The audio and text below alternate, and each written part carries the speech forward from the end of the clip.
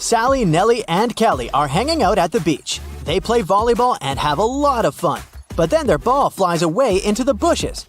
Nellie leaves the playground to bring it back, and she never comes back. Kelly and Sally look everywhere, but Nellie is gone. They begin to panic and call the police. Detective Bold arrives quickly, finds 3 suspects, and questions them. Bill says, "I've been chilling here since morning, but I didn't notice anything." Kyle says, "I arrived here just now, so I have no idea what's going on." And Mike says, "I was diving in the sea and watching the corals." Can you figure out the kidnapper?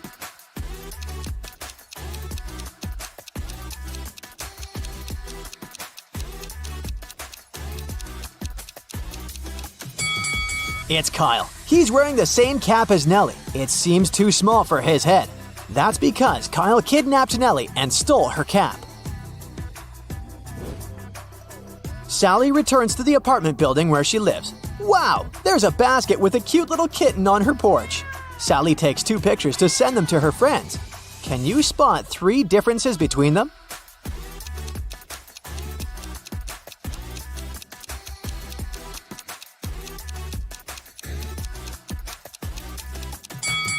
Here they are. Sally wants to know who brought the kitten, so she interrogates her neighbors. Tom says, "I've been playing video games since early morning. I didn't leave my place at all." Tim says, "I've been working out and I haven't left my apartment yet." Tyler says, "I stayed home all day too. I was too busy playing basketball." Who's lying?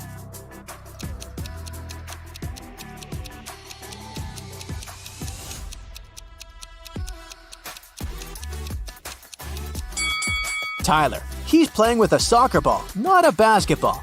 Moreover, it's pretty hard to play basketball alone inside the apartment. Sally goes to the supermarket to buy some milk for the kitten. Only these 3 packs of milk are left on the shelf. Can you help Sally choose the best option?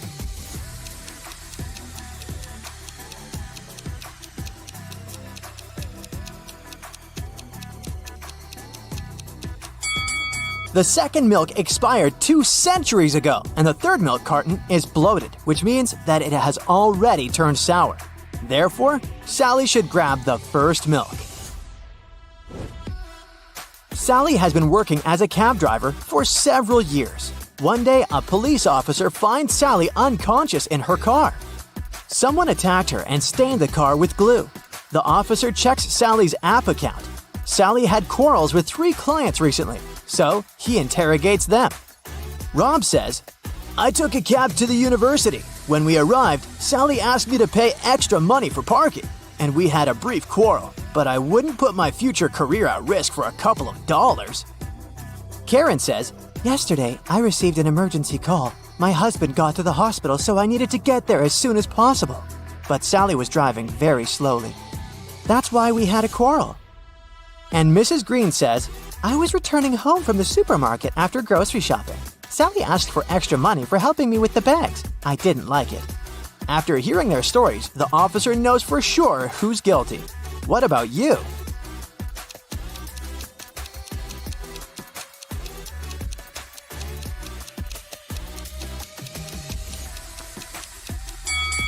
Take a closer look at Sally's car. It's parked near the hospital, which means that Karen's trip was the last one before the attack. Therefore, she did it. Sally is feeling much better and she gets back to work. She needs to pick up her client at a restaurant. Her app offers 3 possible routes, but only one of them will actually bring her to the desired destination. Can you guess which one?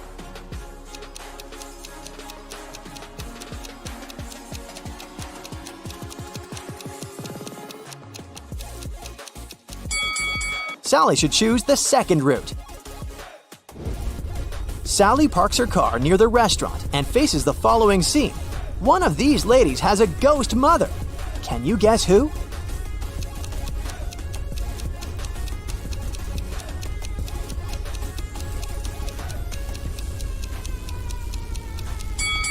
The second lady is a ghost mother. Take a look at her mother's face.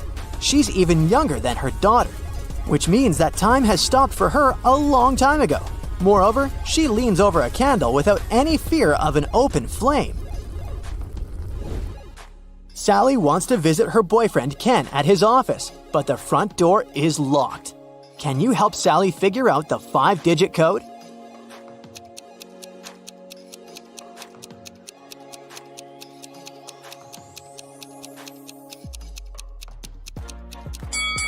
Let's take a closer look at these scratches. These are hints. All Sally needs to do is count the number of intersections. So the code is 23504. Finally, Sally gets inside Ken's lab. He shows her a spaceship from another galaxy. Ken found it and managed to repair everything except the dashboard. How should these wires be connected to make it work?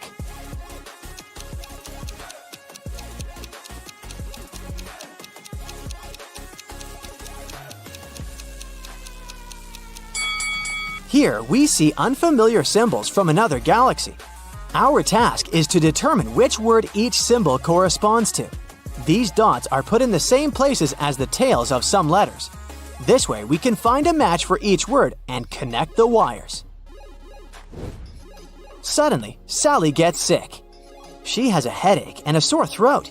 Ken only has 4 pills that are identical to each other. They don't have any cover or instructions. So there's no way he can identify which pill serves that purpose. The only thing he knows is that 2 of these 4 pills will cure the throat and the remaining 2 will help with the headache. Sally should take 1 of each kind to heal. What should she do?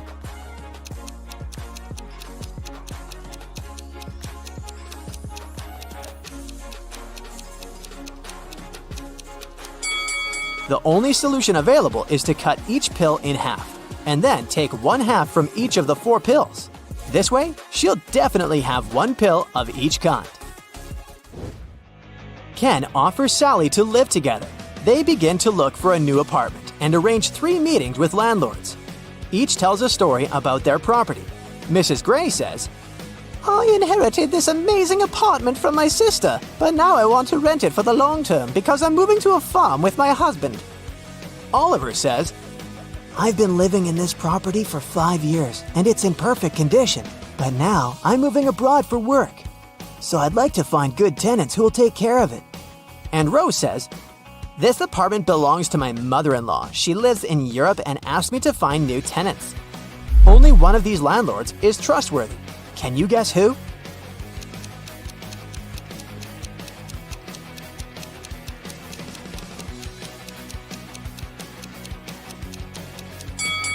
There's an advertisement near Mrs. Gray's apartment. This property is for sale.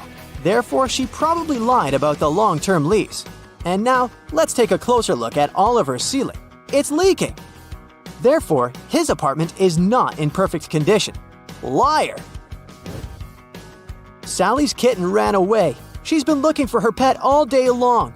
Suddenly, Sally meets her neighbor holding her kitten. He says, I'll give your pet back only if you crack my riddle.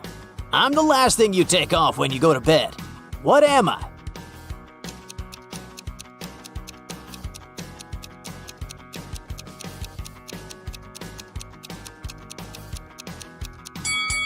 Ready to hear the correct answer?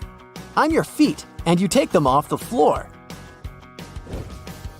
Sally brings her kitten to the vet for a checkup. There, she meets 2 doctors, but only one of them is a real vet doctor. Can you spot who exactly?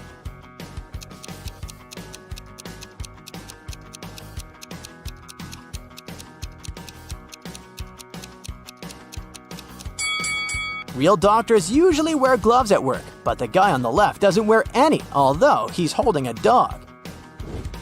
Sally wants to get a job in a magic shop. The owner gives her a test assignment to find a love potion on this shelf. Sally is very confused because the recipes are too complicated.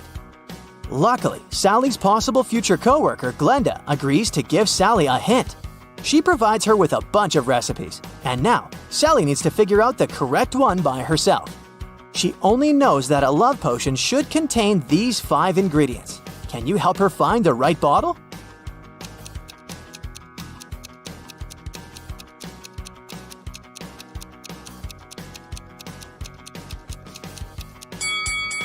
the third bottle has all the required ingredients, so Sally should grab it. Sally succeeds and gets the job. Now her task is to go to the storage and find a fake mirror. Can you help her?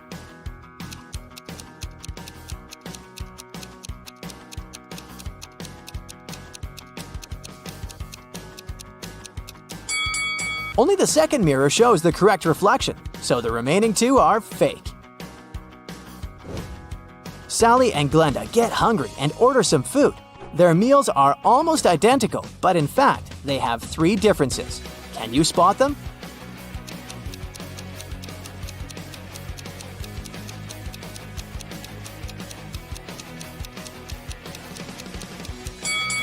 Here they are. Julia was angry with her boyfriend. She sent a message to her best friend who lived abroad. In this message, the girl complained about the mistakes the guy had made. But her friend sent her a very strange reply. Give, get, give, get, give, get, give, get. What did Julia's friend mean?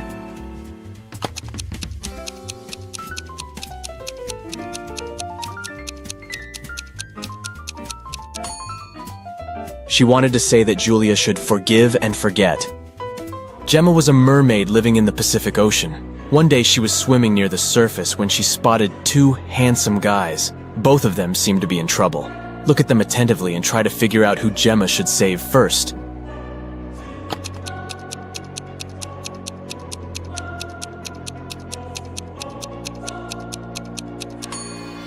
This wooden boat is indeed filled with water.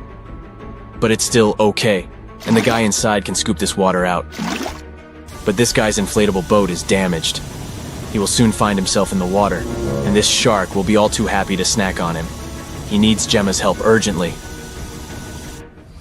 One hotel guest discovered her diamond necklace and earrings were missing after a party in the lobby. Someone must have stolen her jewelry. The hotel management invited a detective. After questioning all guests and staff members, the detective had 3 suspects. Walter, another hotel guest, Alice, a maid, and Alan, a porter. The detective decided to check their rooms. What he saw was enough for him to understand who the thief was. Can you figure it out too?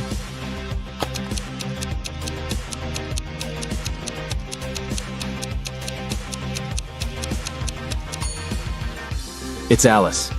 There's an already packed suitcase in her room. She's about to run away with the stolen jewelry. Galaxy Detective Varamcha was on a case. A spaceship was lost.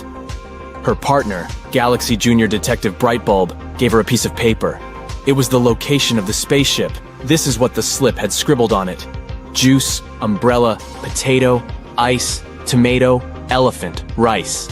Where do you think the spaceship is?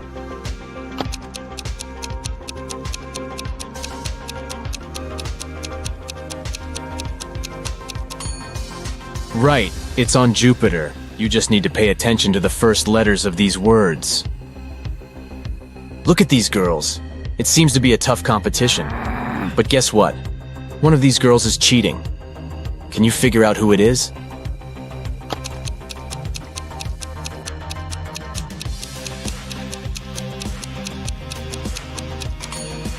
It's the girl on the left. Strangely, she doesn't look tired. Ah, do you see that USB port in her neck? She's a robot. Someone stole the money Adam kept in his safe.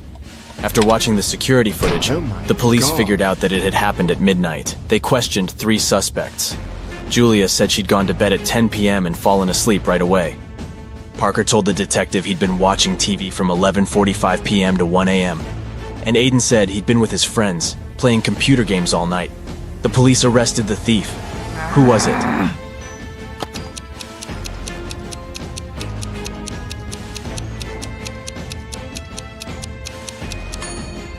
It was Parker. He was suspiciously specific about the time. Elijah went on a cruise. On the 3rd day, he noticed that one of the staff members was an imposter. Look at them attentively and try to guess who it is.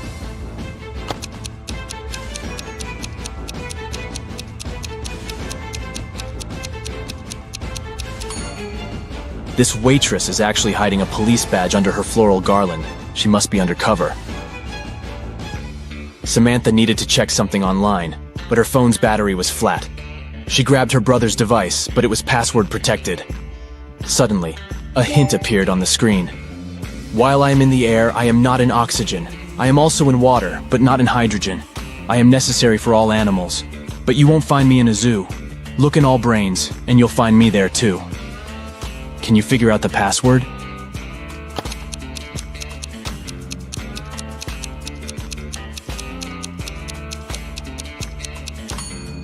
It's the letter A. Dora went to study for her exam in a coffee shop.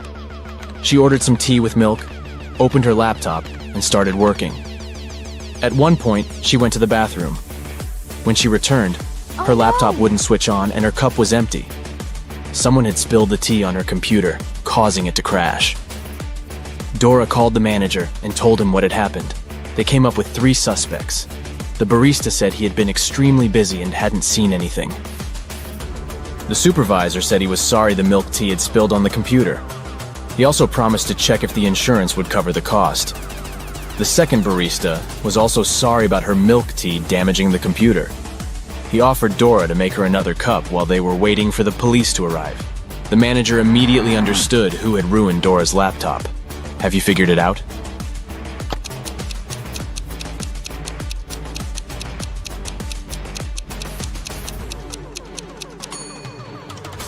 It was the supervisor. He couldn't have known the tea had milk in it. As for the second barista, he knew about the milk because he was the one to prepare Dora's order. Caroline went for a walk in the park, deep in her thoughts. The girl wasn't really looking where she was going. That's why she didn't notice a deep pit in the ground and fell into it. When she came round, she found herself in a strange room. There were no windows, no door. The girl saw a table with 3 apples on it. And was it a note? To get out of this trap, you've got to eat an apple, but only one of them isn't poisoned. Pick carefully. Caroline was terrified. But after examining the apples, she bravely bit into one of them. And nothing bad happened.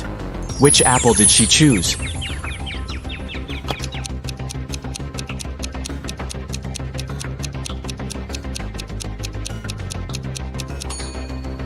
The girl chose the apple with a worm peeking out of it. If it could eat the fruit, a human probably could too. Detective Adam Bonders worked undercover at a luxurious resort. The police suspected that the hotel owners were involved in some shady deals. Adam's main task was to sneak into the manager's office and check the documents. But the door was locked, and there was a combination lock. Adam had to figure out the password. The detective knew he needed to solve a math riddle, and the answer would be the code. 1 plus 1 plus 1 plus 1 plus 1 1 plus 1 plus 1 plus 1 plus 1 1 plus 1 times 0 plus 1 equals. As soon as he punched in the code, the door opened. What was the correct number?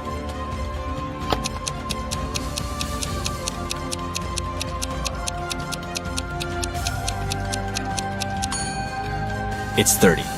There are no mathematical symbols at the end of the first and second lines. It means the whole thing looks like this. 1 plus 1 plus 1 plus 1 plus 11 plus 1 plus 1 plus 1 plus 11 plus 1 times 0 plus 1 equals 30.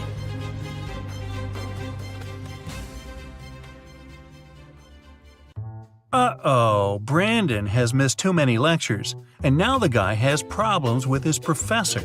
The man agrees to give the student a chance to redeem himself, but only if he fulfills a task the professor has for him. I'll give you 1 glass of milk and 1 glass of water. You'll need to pour the 2 liquids into a bowl, but you should be able to separate the milk from the water later. You can't use any kind of dividers. Brandon spent several hours mulling over the problem, but he was desperate enough to crack this riddle. What did he do?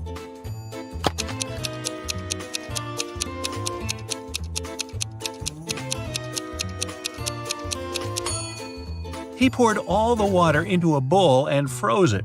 After that, he added the milk.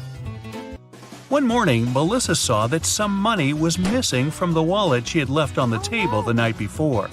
Her husband was on a business trip, so it must have been one of her sons who took the cash. Jason, who was 17, 15-year-old Jacob, or her youngest son, Andrew. He was 13. Melissa asked her sons what they had been doing the previous evening. Jason said, I felt unwell and had a headache. After dinner, I took a painkiller and went to bed right away. Jacob told his mom, "My friend Eric stayed for dinner.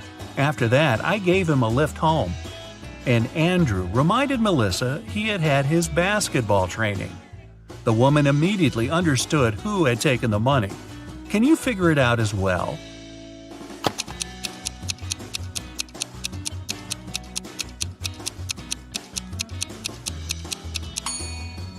Jacob was lying. He was only 15 years old and couldn't drive legally. Detective Green was called to investigate an accident. A car crashed into a store window and smashed the glass.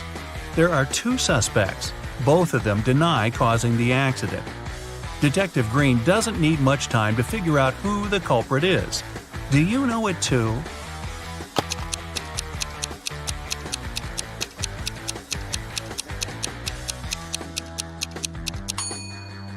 It's the owner of the blue car. The pattern on its tires is the same as the one on the ground in front of the store. It was a busy Monday morning at the police station when a man rushed in. "I was robbed on the way to the bank," he screamed. "I was going there carrying a bag with a large sum of money. Suddenly a man wearing a black mask and a pair of gloves ran up to me. He snatched the bag and darted away." The police officer listened to the man and asked him about a fresh cut on his right cheek. The man replied it was left by a ring the criminal had been wearing. When the policeman heard these words, he immediately understood the man was lying.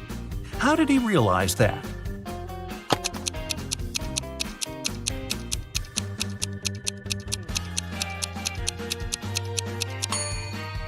The man said the robber had been wearing gloves.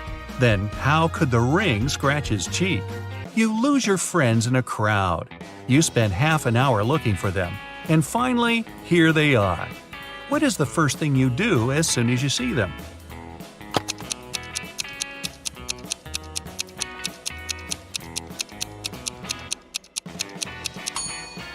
You stop searching.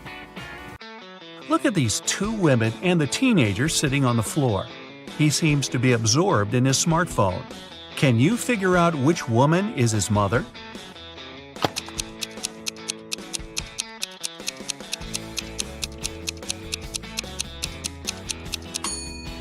It's the woman on the left. Children often subconsciously sit facing their parents. The teenager and the woman also have the same hair color. Timothy and Laura were high school sweethearts. They got married shortly after college. So far, they've been together for 20 years and have 2 kids who don't live with them anymore. Unfortunately, the spouses have started to fight a lot recently. One day, they talk and decide to divorce. Both of them confess they've already found new partners on a dating site.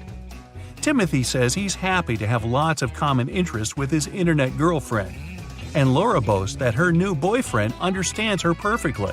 One day, Timothy and Laura decide to meet their ideal partners in real life. Strangely, after this meeting, the couple calls off their divorce. Can you figure out why?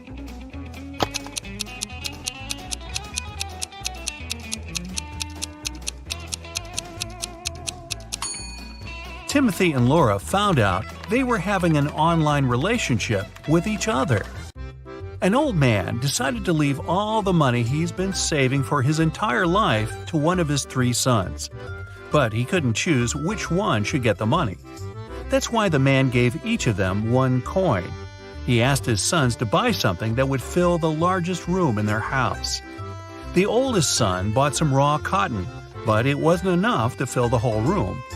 The middle son brought home some straw, and still there was some space left in the room. And the youngest son bought 2 cheap things that managed to fill the room right away. He ended up being the one to get his father's money. What did he bring home?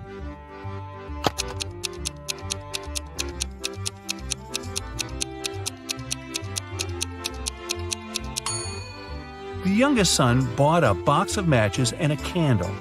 After he lit the candle, the room was instantly filled with light. Patrick shaves every day, but every morning he finds his beard to be just as long as it was the day before. How come?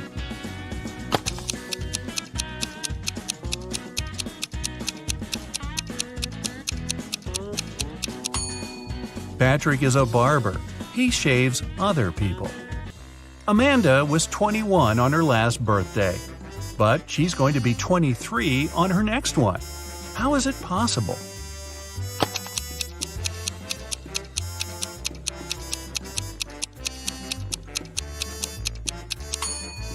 It's Amanda's 22nd birthday today. Helen was walking in the forest and got lost. After wandering hours to find her way back, she comes to a clearing. There, the woman sees 3 narrow paths, but one of them is blocked by huge, dense bushes with sharp thorns. The second is littered with trash and broken glass, and the third path is guarded by massive, scary-looking mantises. Which road should Helen pick?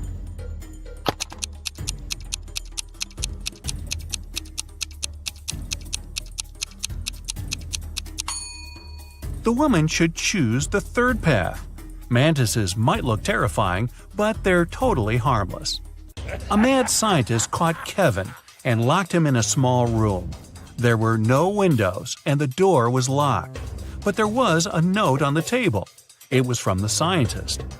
JFMAMJASOND. Guess the missing letter and I'll set you free.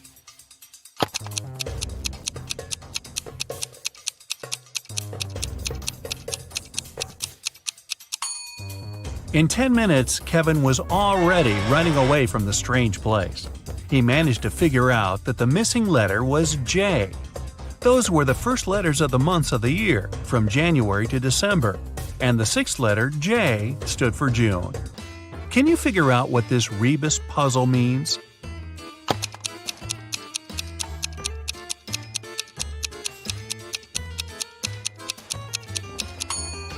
It's no biggie. No big E? Yeah.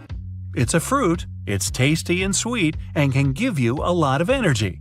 But you can also find it in your calendar. What is it?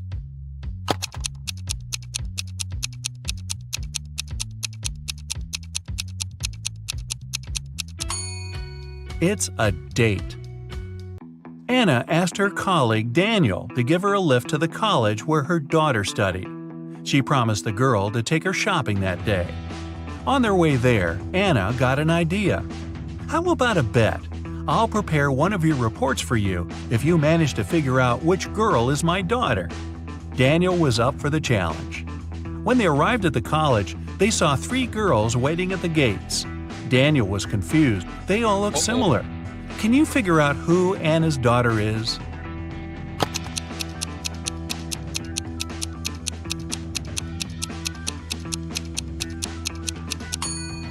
It's the girl on the left. Anna has the letter L tattooed on her wrist, and the girl is wearing a bracelet with the same letter. A teenager is walking along the street together with a car mechanic. The guy is the mechanic's son, but the mechanic isn't the boy's father. How is it possible?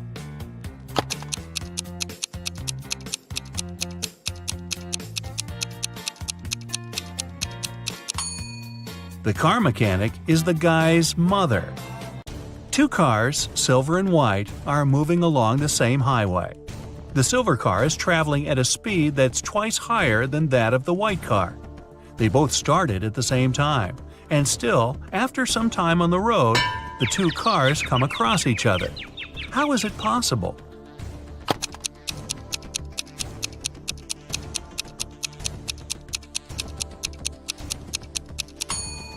The cars were moving toward each other. John and Michael are car mechanics. After finishing a tricky repair, they get out from under the car. John's face is all dirty, but Michael's face is miraculously clean. And still, it's Michael who goes and washes his face. Why?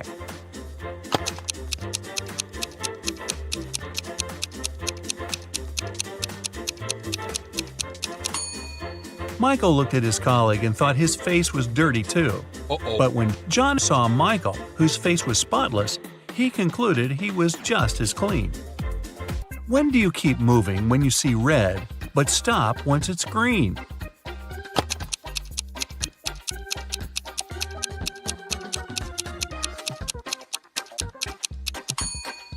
It always happens when you're eating a watermelon.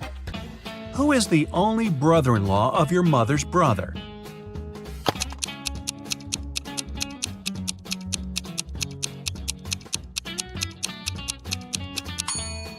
That's your father. One night, a group of thieves was stealing boxes with electronics from a warehouse. They were carrying them to their van when they heard a police car siren. But even though the thieves didn't manage to avoid the police, they didn't get arrested. Why?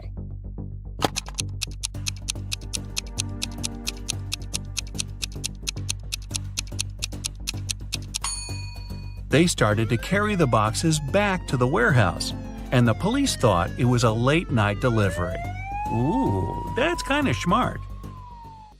One day, Jessica went for a walk in the forest, but took a wrong path and got stuck in the land of monsters. Several orcs started chasing her, and she needed to hide somewhere. Suddenly, she spotted some places where she could hide. She needs to choose from 3 options: a pyramid where a furious mummy lives, a haunted house, and a vampire castle. Where should she hide?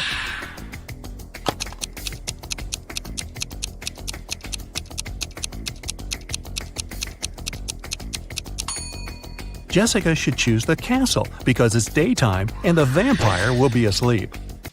John went back home from a 2-day business trip. When he entered the house, he saw a police officer. He said he had come half an hour ago because there had been an alarm in his house. John didn't believe him and called the police. Why?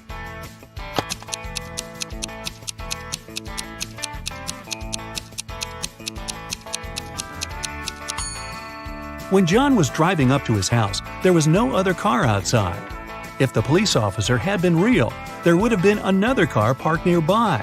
It means that there's a thief in disguise in the house. 2 days ago, someone broke into Mrs. Robinson's house and stole the expensive jewelry she hid in a secret place only a couple of people knew about. These were Emily, her friend, Jerry, her cousin, and Alice, her niece. The following day, someone left a note in Mrs. Robinson's mailbox.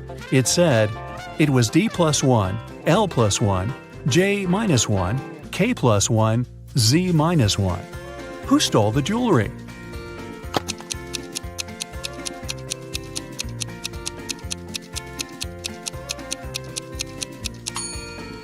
It was Emily.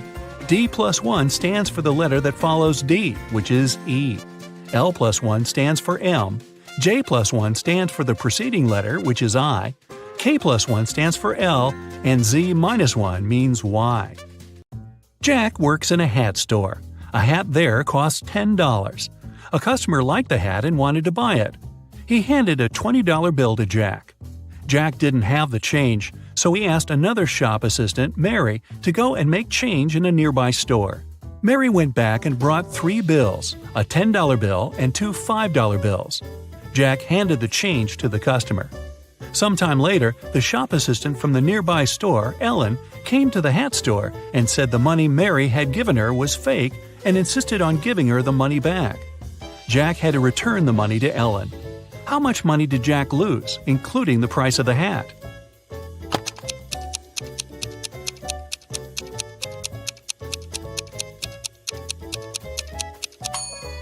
Jack lost $20. He gave $10 as a change, and the hat cost $10. You don't need to count $20 he gave back to Ellen. He took that money first and then gave it back, which makes it 0 loss for him. A red apple costs $1, a green one costs $2, and a blue one costs $3. What apples and how many of them did Jamie buy if we know he spent $3 and 2 bills only?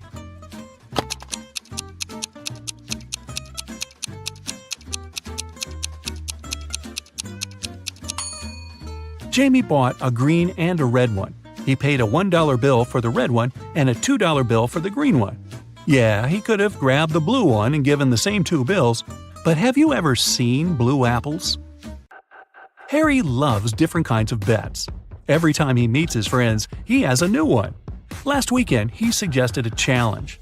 He said that he could place a cup in the middle of a room and easily crawl into it. Nobody believed that he could do that, so Harry's friends were sure they would win. Still, Harry won the bet. How did he do that?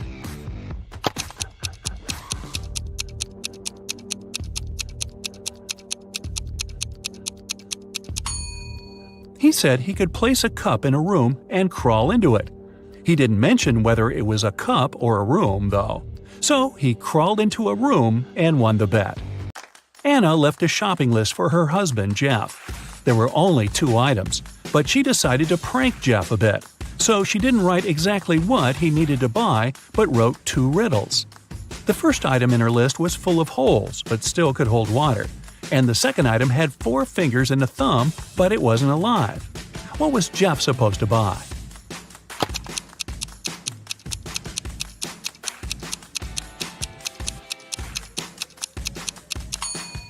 Jeff needed to grab a sponge and a pair of gloves.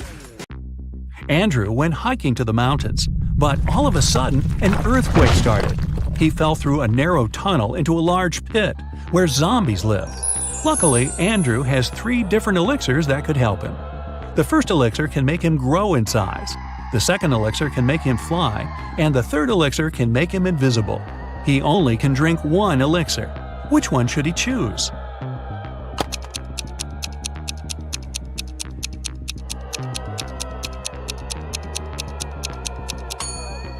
He doesn't need to grow in size because he won't make it through the tunnel if he does.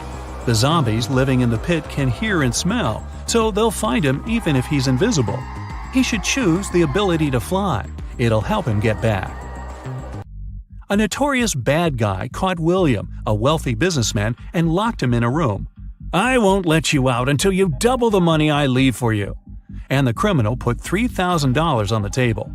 By the time he returned, William had already doubled the money, but he hadn't left the room or talked to anyone. How did he do that?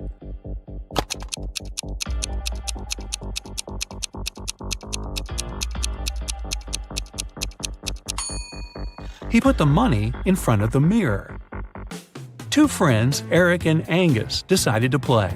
On the table, there was a plate with 11 green apples and 7 red apples. Eric was blindfolded, and he needed to grab some apples without seeing them. How many apples should he take to make sure he has 2 apples of the same color?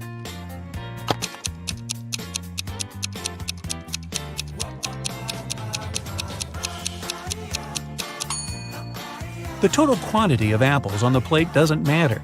The main thing is that there are only 2 colors. So if Eric takes 3 apples, there will be at least 2 apples of the same color for sure. 3 students, Amanda, Lisa, and Mark, were having a party the night before an important exam, so they weren't ready for it. The following day, they called the professor and asked him to reschedule the exam. They said they got a flat tire on their way to the university, which was a lie.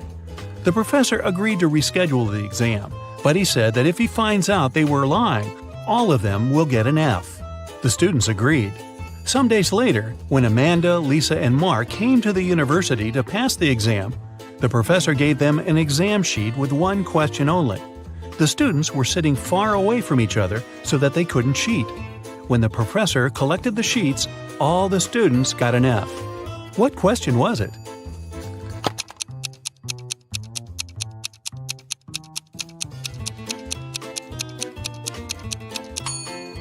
The professor asked the students which tire got flat.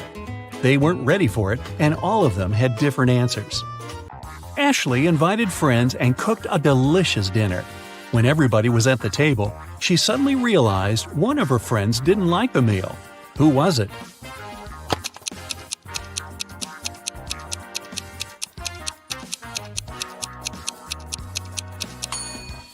It's Chris. He secretly shared his pasta with Ashley's dog. The police got an anonymous letter about an upcoming heist in one of the museums. To stop it from happening, they need to know the month the heist is planned for. The letter had a secret code.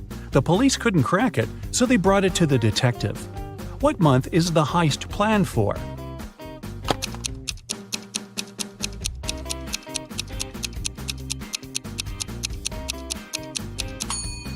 It's September. Star stands for S, pear stands for P, and rain stands for R. There were only 3 letters in the code, but September is the only month that has the letters S, P, and R in its name. There are 20 floors in the apartment building. The higher the floor is, the more people live there. Which floor does the elevator go to most often?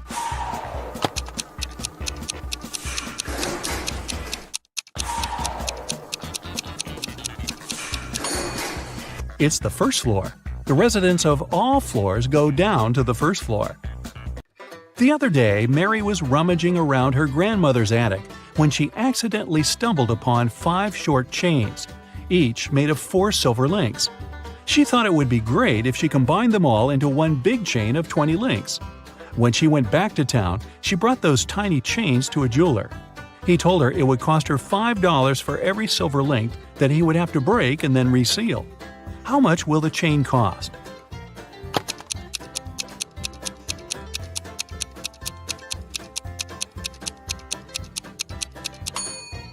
Mary could do that for $25 if she told the jeweler to break a link in each chain. However, she asked the jeweler to break all 4 links in one chain and use them to attach the other chains together, which cost her $20. Stephanie got hungry and wanted to boil a 2-minute egg. She had a 3-minute hourglass timer, a 4-minute hourglass timer, and a 5-minute hourglass timer. How can she cook the egg for only 2 minutes?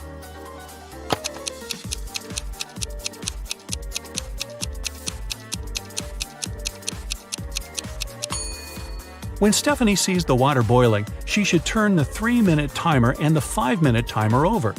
When the 3-minute timer runs out, she needs to put the egg in the boiling water. She'll have 2 minutes left on the 5-minute hourglass timer. Victoria and Ethan were on vacation.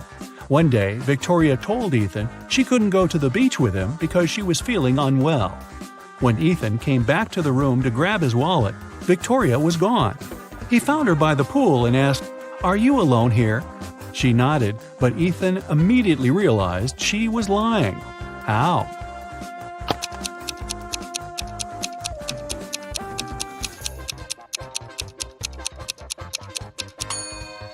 There were 2 glasses and 2 portions of ice cream on the table. A young woman went to another town to look for a better job. She promised her mother she would come and visit her often. But 4 months passed, and she still didn't come home. Her mother missed her very much. One day, in the middle of winter, the woman shouted, "April is here!" How is it possible?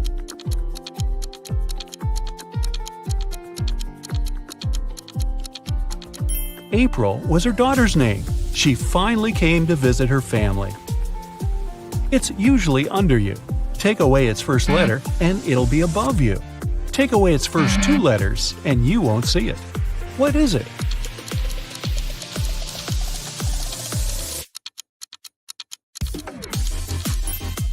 It's a chair, which can transform into hair and air. Look at this picture and try to understand what's wrong with it.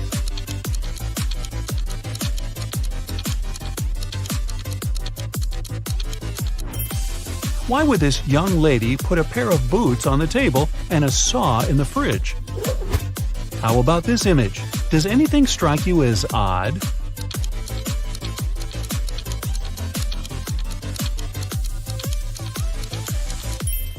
There's a snowman in the oven and a fish in the toaster. Dennis, Maria, and Julie were at a party. They decided to play a game. There were 5 hats, 2 red ones and 3 yellow ones. The friends closed their eyes, took random hats, and put them on their heads. Then they opened their eyes and looked at one another. Each of them had to guess what color the hat on their head was.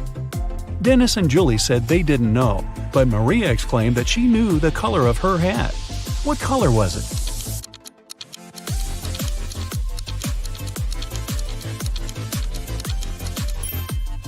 It was yellow.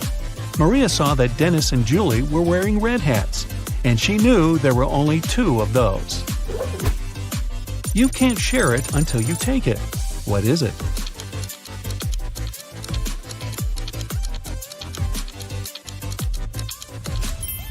It's a photo. You see a combination of letters OTTFFSS. What should be the next 3 letters in the line?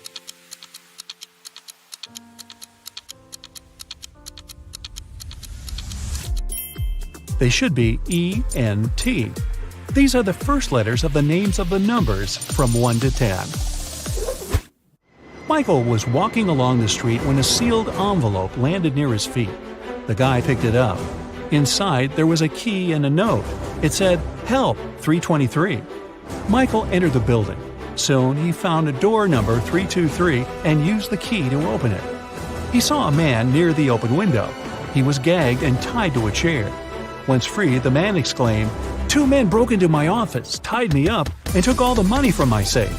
Luckily, my hands were free. I managed to write this note and throw it together with the key out the window." Michael didn't believe the man and called the police. Why?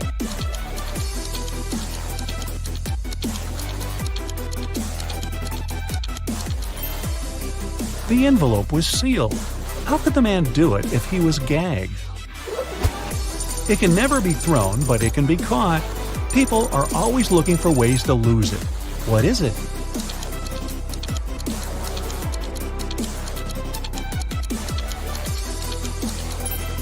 It's a cold. Two teams were playing soccer against each other. Each of the teams scored 2 goals in total. And still, it wasn't a tie. One team won and the other lost. How come?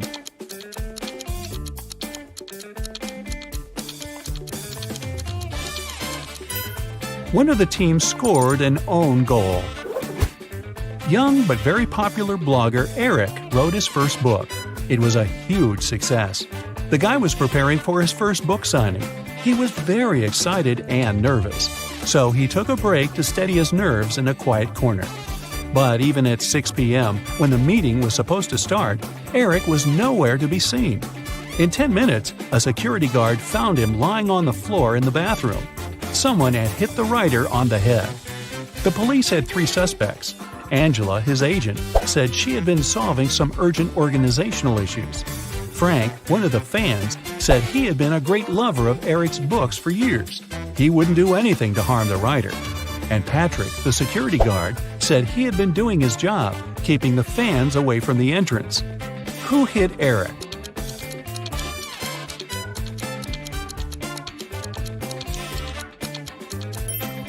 It was Frank. It was Eric's first book. Frank couldn't possibly be reading his books for years. Look at these guys carefully. Who is a fake fireman?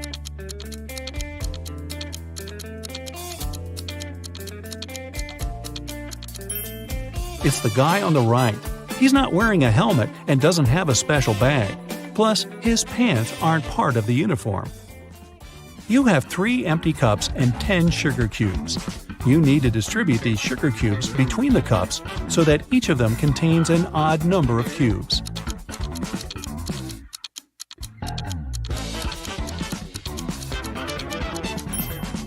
Put 3 sugar cubes in the first cup and 3 cubes in the second one. After that, put the remaining 4 cubes and the second cup in cup number 3. Now, the first cup has 3 sugar cubes, and the second one has 3 sugar cubes too. As for the third cup, it has 7 sugar cubes, 4 of its own and 3 in the second cup. 2 roommates, Deborah and Rachel, were walking home after doing their weekly grocery shopping. Deborah kept complaining about how heavy her bags were. Then Rachel told her, "I don't understand why you're upset. If you gave me one of your bags, I would have twice more bags than you do. And if I gave you one of mine, we would have the same number of bags." How many bags were the girls carrying?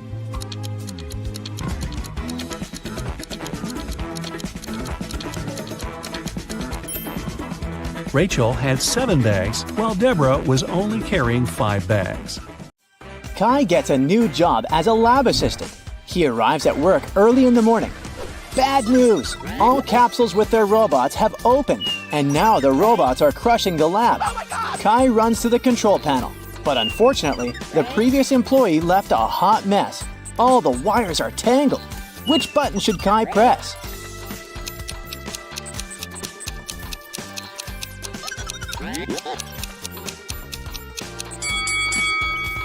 Only the blue button can be helpful because it will stop all the robots. Kai's wife, Stella, runs an art studio. She has 3 talented painters in her class. Hello. Tom, Sam, and Mia. Today, Stella learns good news. One of her students' paintings won an international competition. Yes! But instead of announcing the winner's name right away, Stella draws this sketch. Can you guess the winner?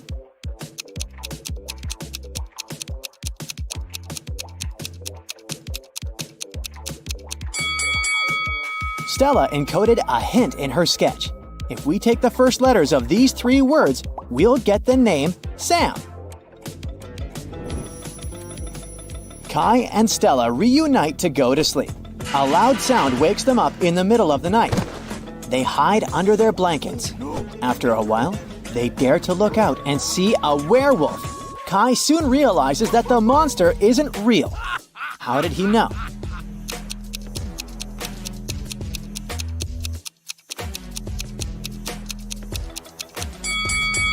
Look out the window.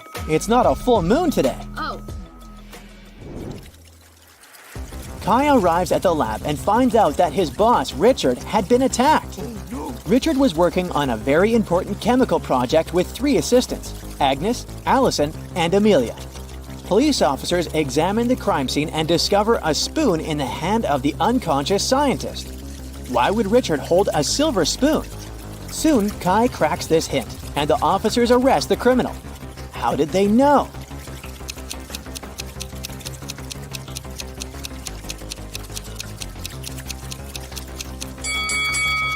Richard was a chemistry scientist, so he gave a hint.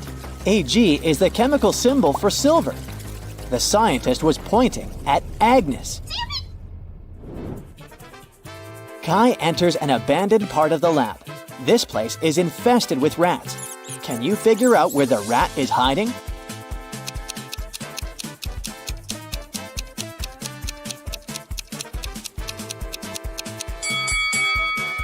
Over here. What about these teapots? Where's the rat?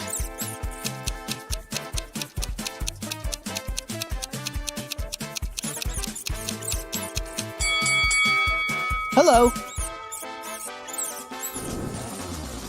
Kai returns to his office and notices that someone robbed him. What 3 things did the thief steal?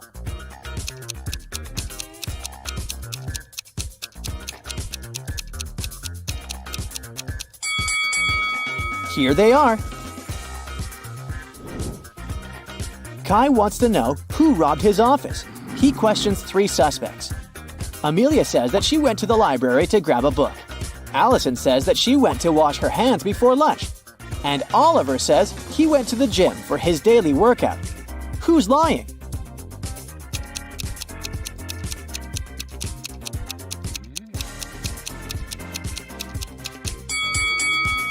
Allison couldn't wash her hands.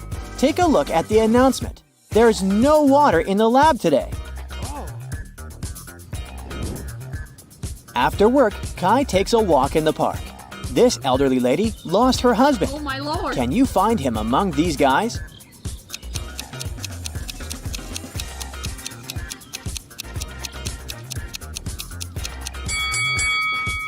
It's the 3rd man.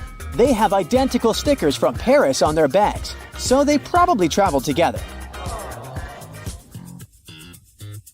Kai enters a new candy store. It has just opened in his neighborhood. Unfortunately, someone robbed this place last night. The police are having a hard time because security cameras haven't been installed yet.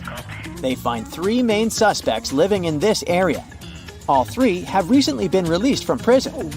Alex just got free. He hasn't left the house yet, and his security camera footage proves it. Mike says that he's got a new job. It's very exhausting, and sometimes he wishes he'd rather be in prison. And Kevin has recently broken his leg, so he doesn't leave the house because he doesn't have any money for any crutches. Who robbed the candy store?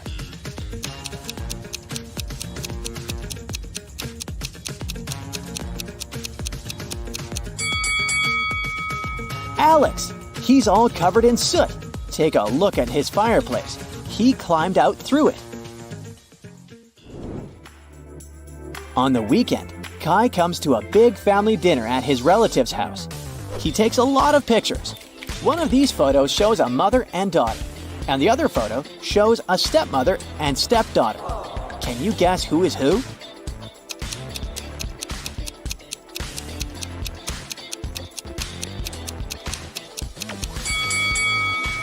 The first woman has the same mole under her eye as the daughter. They must be blood relatives. So the second lady is the stepmother. Kai and Stella are chilling on the beach. Kai goes swimming alone. After a while, he returns and finds Stella unconscious on a sun lounger. Kai calls the police and doctors. They figure out that Stella was poisoned. The officer investigates the crime scene and Stella's stuff. Can you help him find anything suspicious?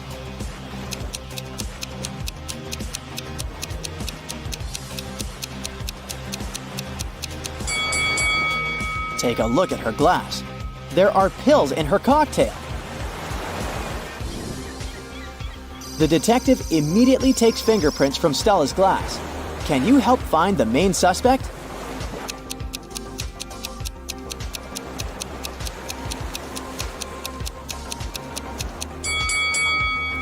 Why did the photographer touch her glass? That's suspicious. Kai and Stella return home and realize their cat Fluffy is missing. They question 3 neighbors. Vivian says that she didn't see any cats and she's allergic to all the animals. That's why she stays away from them. Helen says that she has no reason to steal their cat because she has her own. Donna says that she was painting her fence and saw Fluffy for a moment, but the cat ran away very quickly. Can you figure out who's lying?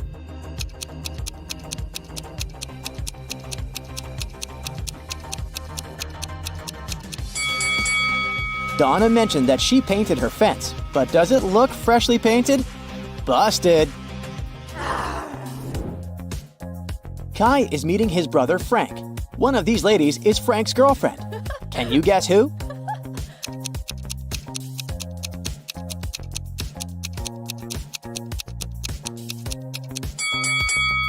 The lipstick marks on Frank's neck are exactly the same as the first lady's lipstick, so she's his girlfriend. The next morning, Kai arrives at the lab. Wow! Someone left a weird gift box on his desk. Kai opens it and finds a cute teddy bear. The box isn't signed. Kai wants to know who did it, so he questions his coworkers. Amelia says that she didn't enter Kai's office today. Oliver says that he's afraid of soft toys.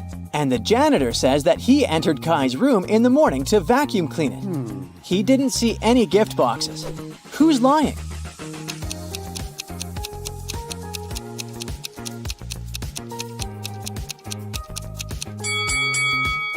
Oliver.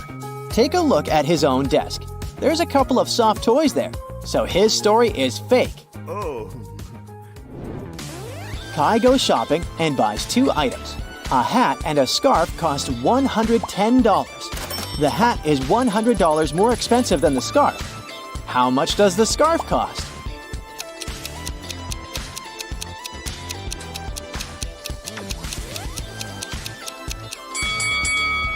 $5. It means that the hat costs $105, which is exactly $100 more than the scarf. Meanwhile, Stella arrives at her art gallery. Oh no! Someone sprayed the best paintings with yellow paint! Stella closed the gallery at 9 p.m. last night, and everything was fine. The police find 3 suspects and visit their houses. The guard who was on duty last night didn't notice anything suspicious. He locked the gallery at 10 and went home. The janitor completed cleaning at 9:30. The paintings were fine. The barista who works on the opposite side of the street claims that he closed the coffee shop at 8:30 p.m. last night. Who ruined the paintings?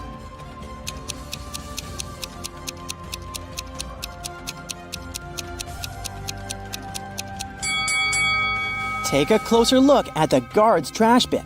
He threw away a pair of gloves stained with yellow paint. Busted! Kai and Stella go hiking and get lost. Soon they come across 4 roads. The first one leads to a supermassive black hole. It swallows everything that gets close. The second road ends in a sea full of sharks. The third road leads to a mountain that's impossible to climb over. And the fourth road ends in a bottomless abyss. Which road should the guy take?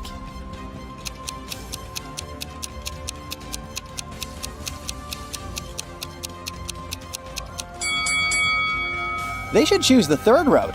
No one says they should climb the mountain. They can simply go around it. Duh. Yes.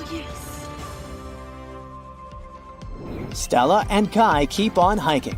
Stella asks him a riddle. Can you start a fire using 2 pieces of wood?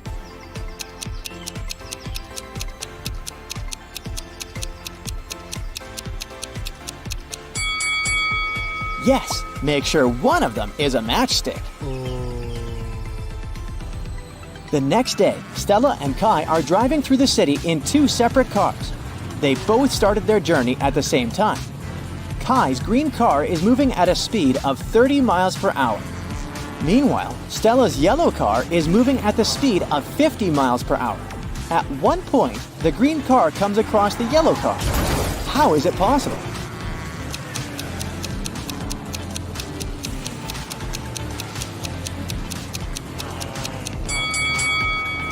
The cars are traveling in the opposite direction. Vincent got locked in a room with no windows and only one massive door. There's a panel with several buttons on the left and another one with a hint on it on the right. There's also a clock on the wall above the door. Which button should Vincent press to get out of the trap?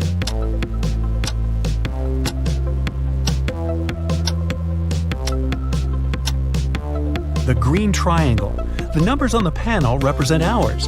If you connect them on the clock face, you'll get a triangle. The door opened and Vincent got into a dimly lit hall. There, he saw one more door, but this time, both the lock and the key were hanging together on the same chain. But after examining this system for a couple of seconds, the guy understood he wouldn't get out this way. Why?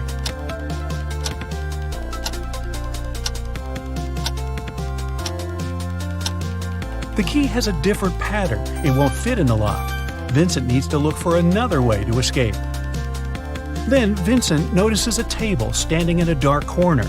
There's a piece of paper, a knife, and several inflated balloons lying on it. Vincent picks up the paper. It's a note. To get out of here, you must puncture a balloon with a knife. But if the balloon loses any air or bursts, you'll stay here forever. Vincent thought for a while, then he did something, and a hidden door opened in one of the walls. What did he do?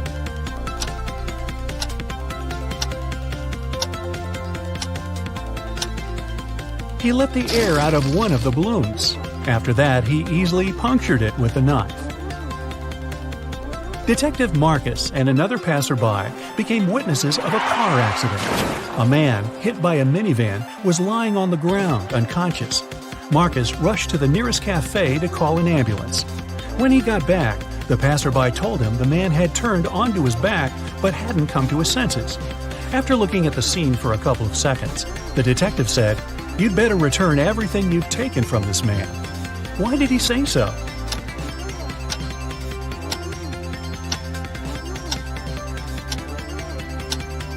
When they saw the man first, only one button was buttoned on his suit jacket.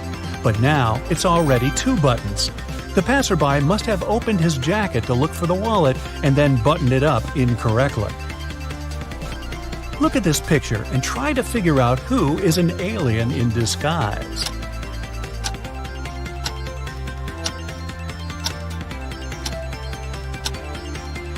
It's the guy in the yellow shirt. He's eating a banana, but he hasn't peeled it before biting on it. He probably sees this fruit for the first time. 3 famous detectives came to a coffee shop to discuss a tricky case. A waiter came up to them and asked, "Does everyone want coffee?" The first detective said, "I don't know." The second detective answered, "I don't know." And the third detective said, "Yes." Do you know what the first 2 detectives ordered?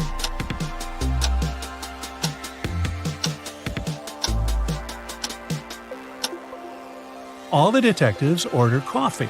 Each of them wanted to have this drink, but the first 2 couldn't know if it would be everyone's choice.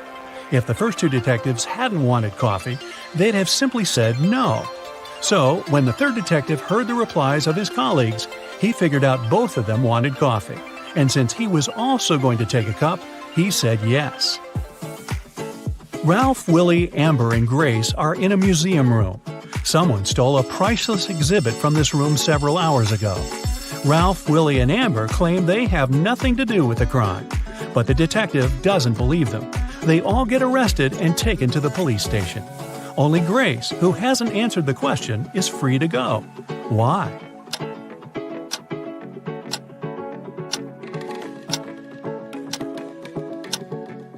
Grace is the detective.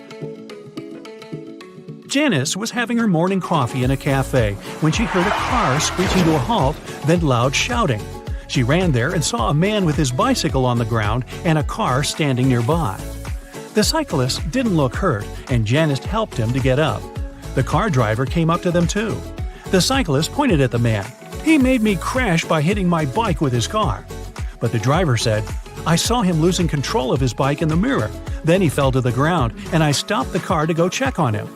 Janice almost immediately understood who was lying. Have you figured it out?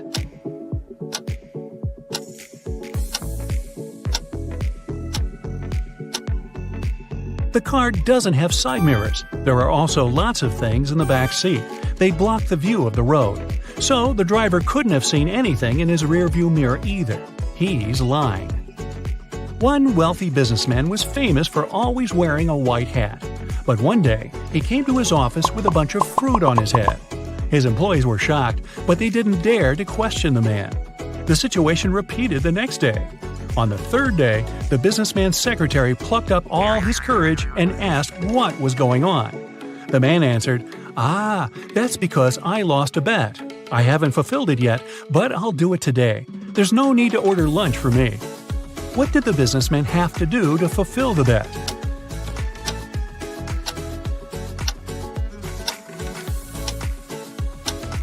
When he made this bet, he said, "If I lose, I'll eat my hat." Detective Mark Darson suspected one man of committing a crime. He decided to stake out his house. Not too far away, he spotted an artist setting up her easel. Apparently, she was going to draw the criminal's house. At one point, the detective had to go away to the police station. He asked the girl to call him if she saw someone entering or leaving the house. She agreed. When Mark came back in the evening, the artist told him she'd seen no one. The detective immediately understood she was lying. How did he figure it out?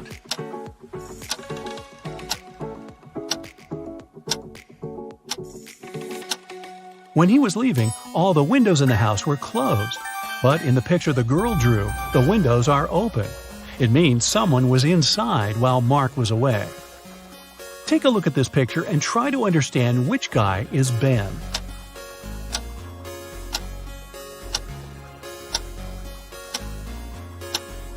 Ben is the guy looking for something on the floor.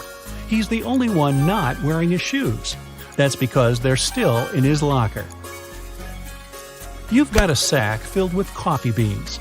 You need to use this coffee to completely fill 2 other sacks of the same size. How can you do it?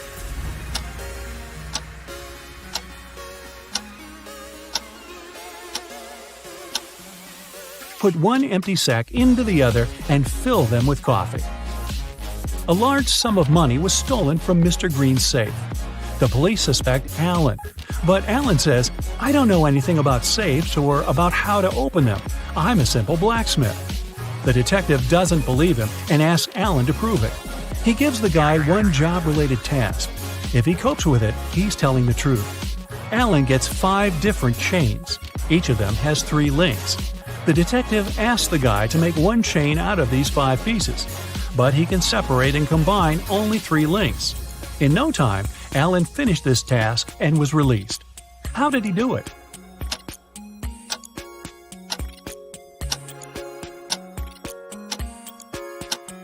Alan separated 3 links of one chain and used them to connect the remaining 4 chains. Can you move just one matchstick to make a square?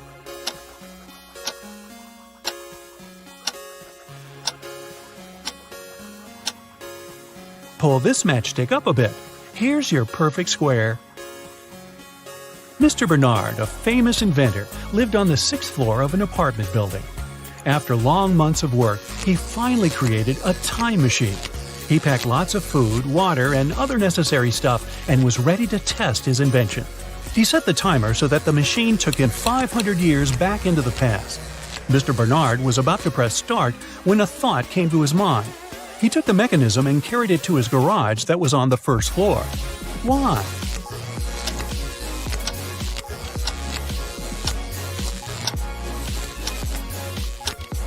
This way, the inventor would avoid getting hurt. 5 centuries ago, there were no such high buildings. he'd simply fall to the ground from the height of the 6th floor. Look at these guys carefully. One of them lied when he said he hadn't painted the green smiley face on the fence. Which one is it?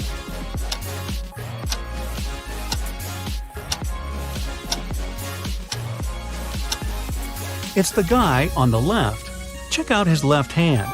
Even though it's in his pocket, you can still spot some green paint he'd used. Bruce was walking along the beach when he found a glass bottle. The thing looked old, and the guy spent a long time trying to open it. Finally, he succeeded. To his shock, a genie rose from the bottle. "I'll fulfill your 3 wishes, but you aren't allowed to wish for more wishes." Bruce agreed, but still managed to get more wishes. How did he do it?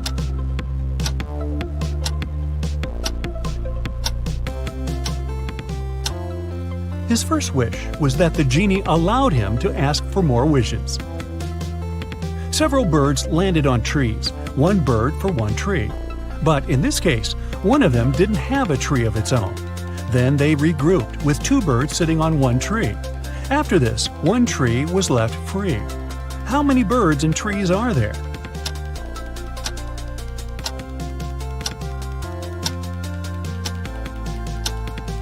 There are 4 birds and 3 trees. Detective Hall, one of the agency's most talented detectives, used his coded key and entered the apartment where the secret documents were hidden. To help him find them, his assistant Clark had left an encrypted note with the exact location of the documents. It looked like this. Detective Hall deciphered the message and found the documents. Where were they hidden?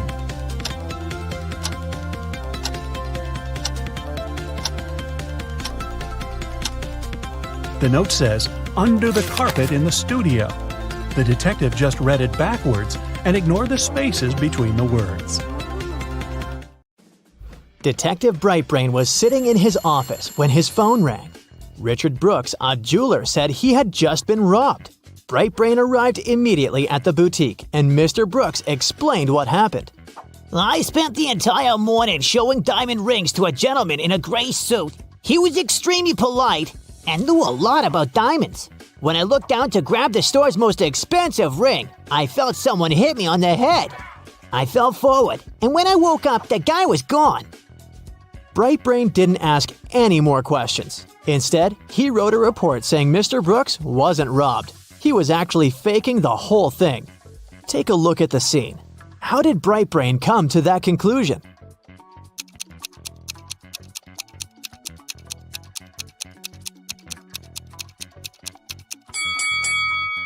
If Mr. Brooks fell forward, the weight of his body would have broken the glass counter in front of him.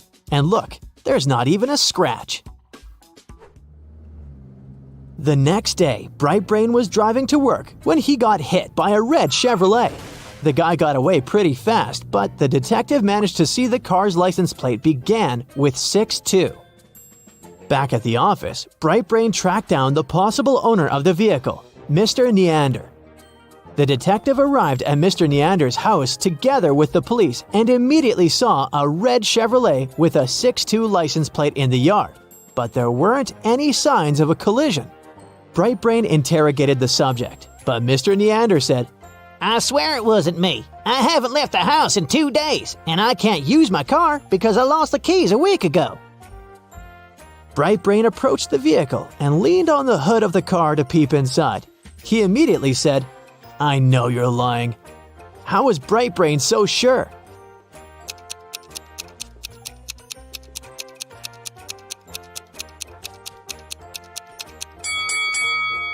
The detective tried the simplest way to detect whether a car had been recently used. He checked the temperature of the motor.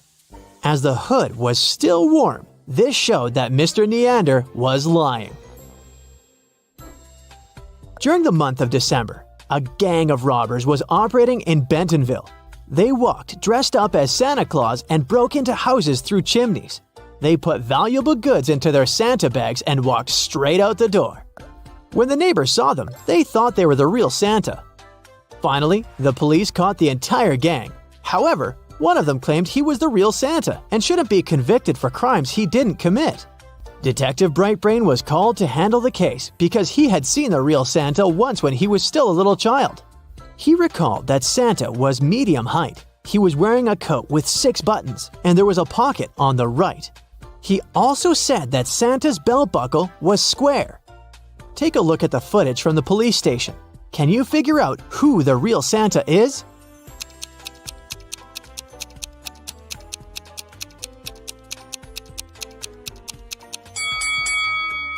It's the second one on the right. He fits all of Brightbrain's descriptions. It was raining when Brightbrain decided to drive down to the gym. Halfway there, a woman stopped his car asking for help. She said someone had just bumped into her car and drove away. When the detective took a look around, the only person next to the place of the incident was a man fixing his tire. The lady said that was the car that bumped into hers. But when Brightbrain went to talk to the man, he said it couldn't be true because he was busy fixing his car the whole time. Can you tell who's lying?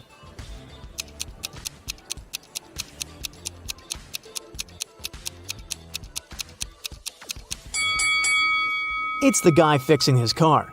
The rain just recently started, which means that if he was fixing his car the whole time, the ground underneath it would have been dry. But look, it's wet. This means he's just arrived there and was actually the one responsible for the incident. The next day, Brightbrain left his girlfriend's house directly to his office building. He was late for work, so he ignored several stop signs along the way. A police car passed by him exactly at the moment he was turning the wrong way onto a one-way street, but the officers didn't arrest him. Why?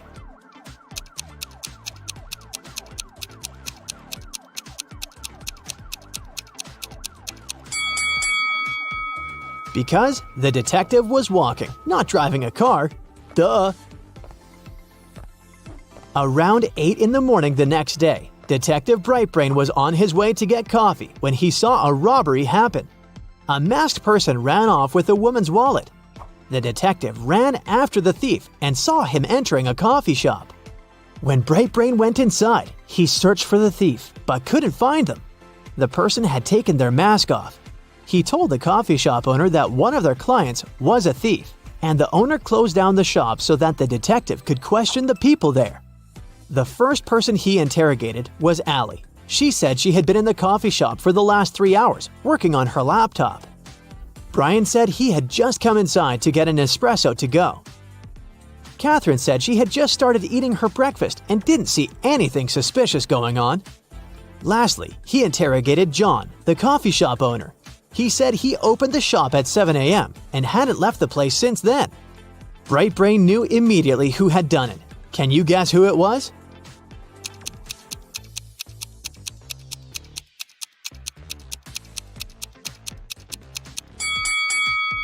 It was Allie. She said she'd been in the shop for the past 3 hours, but the shop had just opened at 7 o'clock. At his office, Brightbrain received a strange text message from his workmate, Harry. The text said, "Zucchini is in the fridge. Otherwise, I'm fine. Okay?" The weird text made the detective think there was a message hidden inside. After a few minutes, he found a hidden word in the message. Can you guess what it was?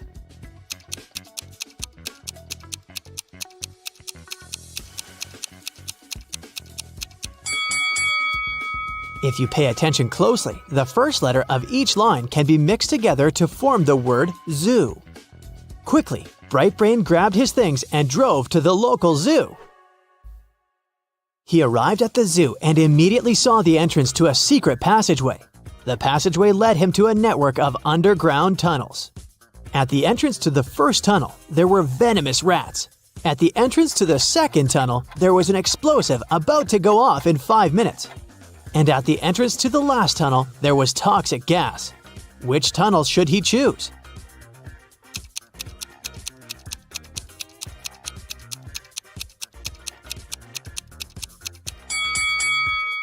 The second one, of course. He can pass through the tunnel after the explosive goes off. At the end of the tunnel, he found himself in a dark room. As soon as he entered, the door locked behind him and he was stuck. The room was empty except for another door at the other end of the room. That door was sealed with a letter combination lock.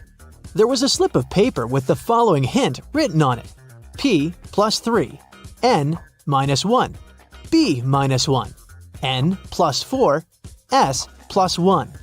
What's the code word?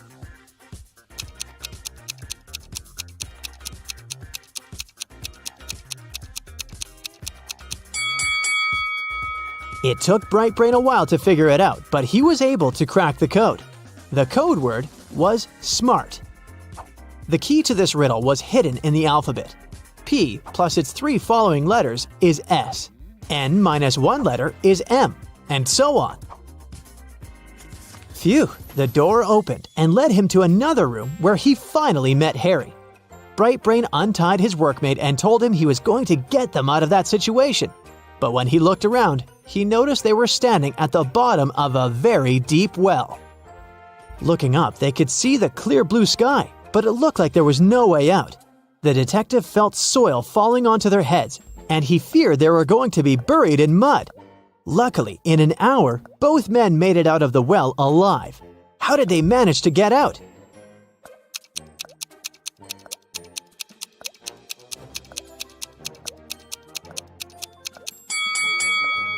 They managed to tamp down the soil that was falling into the well. This way, they would get closer and closer to the surface until they managed to jump out and run away. That's it for Bright Brain's adventure today. That was a lot.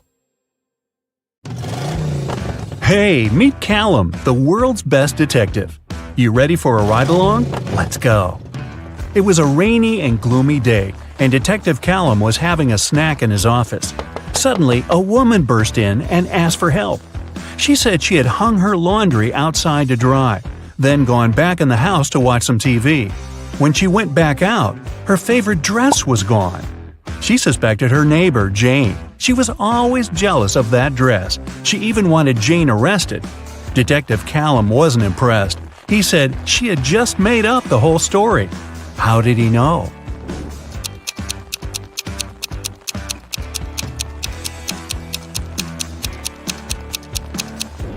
It was a rainy day. Who'd be silly enough to hang their laundry up outside? There was a speedy thief in town who ran so fast that no one could catch her. After a lucky tip-off, the police saw a woman climb in through a store window. They surrounded the store. Inside were 3 women. Detective Callum was called in to interrogate them and identify the thief. When the detective arrived, he didn't even need to ask a single question. He knew exactly who the thief was. Which one was it?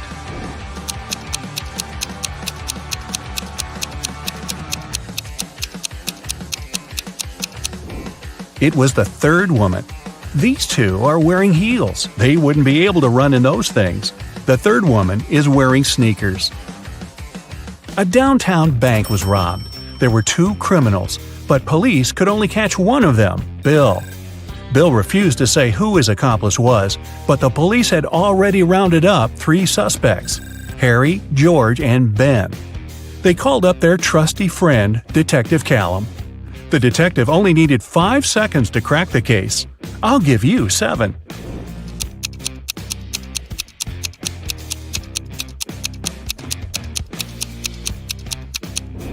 It's Ben. Look, he has the exact same tattoo as Bill. Several women had gone missing recently, and even though it was a small town, police just couldn't catch a break. No clues for months. One day, Callum spotted the kidnapper going into a small abandoned shed. When he burst in, he found himself looking at 3 women. They all said they were locked in this small room and hadn't been out in months. But Callum knew one of them must be the kidnapper who was just pretending to be a victim. The first woman said her name was Genesis. She had been there about 8 months. The second woman, Tatum, said she had been there about 6. The third woman, Chloe, said she'd only been locked up for about 2 months. The detective knew exactly who the kidnapper was. Do you?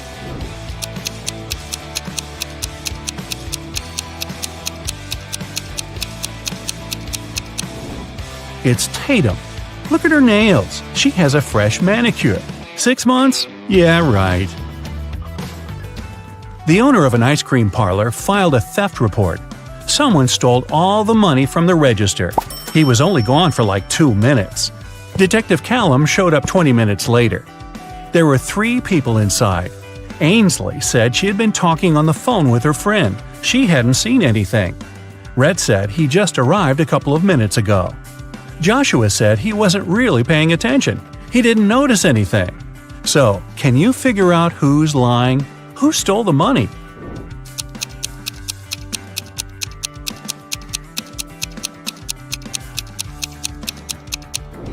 Rhett said he had just arrived, but his ice cream's already melted. Liar. Phoenix wanted to get her dad the best birthday present ever, but she didn't know what he wanted. She decided to break into his laptop to see what he had saved in his online shopping cart. One problem, the laptop required a password, and Phoenix didn't know it. Luckily, there was a note next to it. She sent a picture of it to her friend, Detective Callum. He solved it right away. Can you?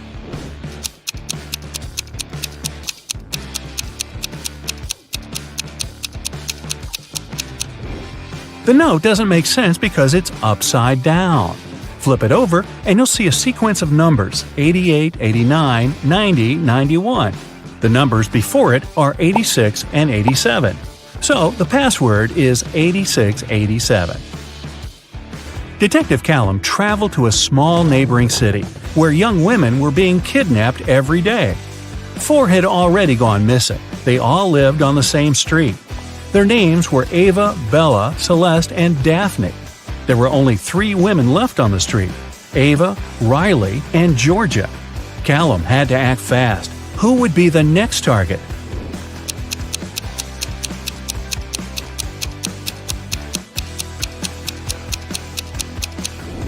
The women are getting kidnapped in alphabetical order: A, B, C, D. The next target will be Ava. Mr. Coleman's mansion was robbed while he was on vacation. He immediately called Detective Callum. Everyone who had been to the house got interrogated. Sydney, his sister, said she'd gone to the house a couple of times to find some papers on Mr. Coleman's desk. Samantha, the gardener, said she'd come every week to water the plants. Asher, the cleaner, said he'd come every Friday to clean the house. Callum found all 3 of their fingerprints on Mr. Coleman's desk. He now knew exactly who the robber was. Who?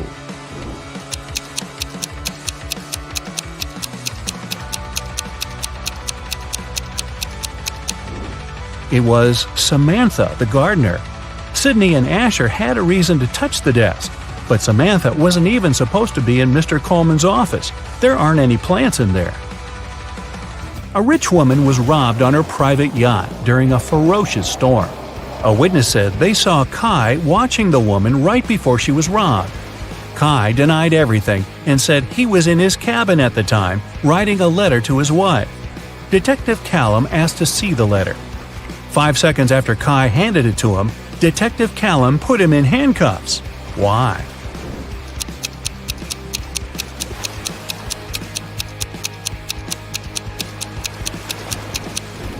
Kai said he wrote the letter during the storm.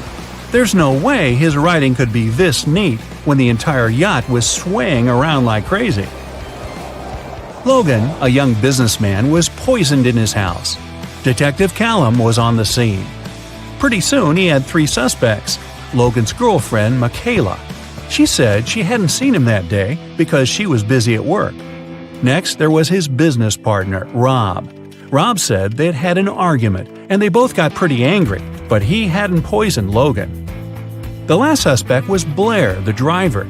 She said she wouldn't know how to poison someone even if she wanted to. Who should Detective Callum arrest?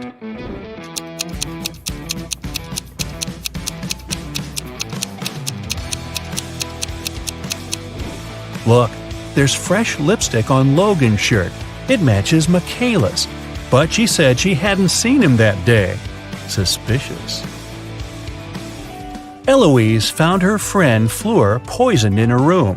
She called Callum and told him she was walking past Fleur's house and noticed her light was on. She texted her, but Fleur didn't respond. She got really worried, so she broke a window, climbed in, and found her on the floor. But Detective Callum didn't believe her. He immediately arrested her for poisoning her friend. Why?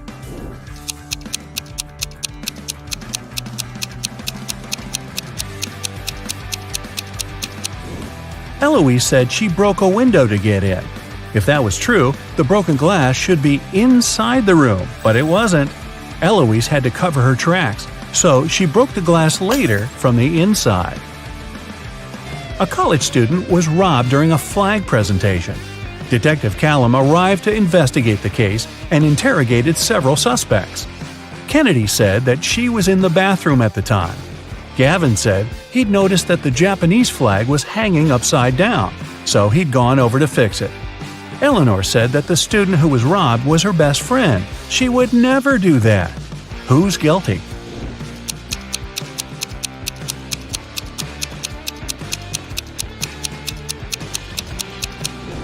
It's Gavin. He said that the Japanese flag was hanging upside down, but that flag looks the same either way. He's lying. Someone stole a diamond necklace at a private VIP party. The police followed the robber into a boutique store. There were 3 customers, and they didn't know who the robber was, so they called Detective Callum. Adele said she'd never even been to a VIP party. Those things are for wealthy and famous people. Joseph said he'd never even heard about the party. Florence said she'd been in the shop for the last half hour, trying to find that perfect accessory. Who should Detective Callum arrest?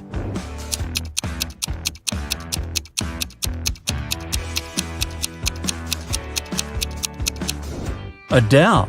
She's wearing a gold bracelet and earrings. Seems like she was just at a pretty fancy event. Maybe a VIP party? Detective Callum got word that some outer space species had landed on Earth. He had a special mission to spot the aliens and report the information. He walked into a cafe. Aha! I spotted one. Who did he suspect?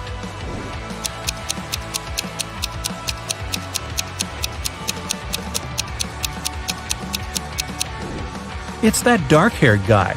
He has 6 fingers. Mr. Brown, a wealthy businessman, was robbed last night. Detective Callum arrived as soon as he could and questioned 3 of Mr. Brown's neighbors. Mrs. Jonas said she got back late last night and went straight to bed. Mr. Polson said he'd always wanted to see the ocean, so he went on vacation to Bolivia. He just got back about an hour ago. Mr. Tanner said he'd spent the whole day working in the garden and went to sleep around 8 p.m. Who did Detective Callum arrest?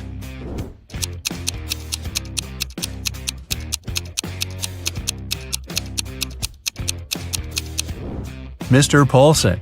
He said he went to Bolivia to see the ocean, but Bolivia isn't next to an ocean. Richard ran into his boss's office. Finn had just hit him in the bathroom for not helping him with his weekly sales presentation. But Finn denied it all.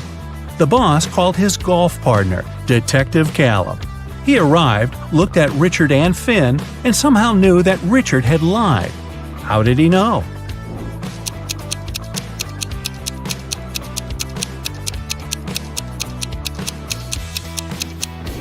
Richard's bruise is on the right side of his face.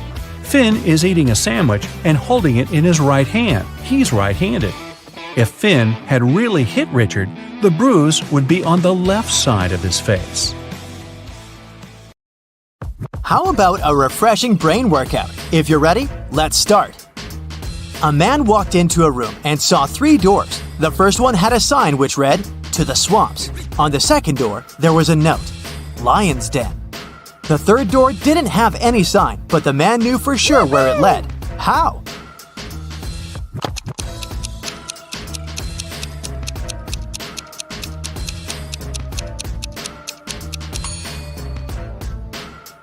It was the door he had entered through. You return from your lunch break and discover that someone has stolen $50 from your bag. There are 4 suspects: Mila, Henry, Jackson, and Victoria. When you ask them about the money, Mila replies she hasn't taken it. Henry says he's pretty sure Jackson's got the money. Jackson shouts, "No way! Henry's lying!" And Victoria claims Mila's telling the truth. Only one of these people isn't lying. Who's taken your money?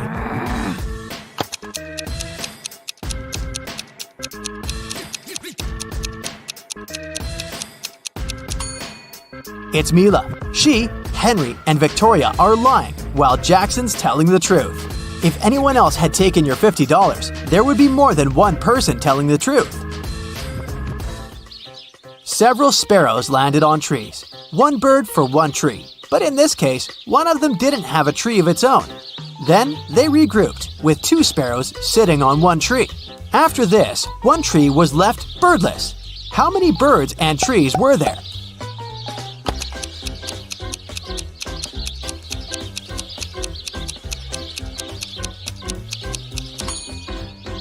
There were 4 sparrows and 3 trees.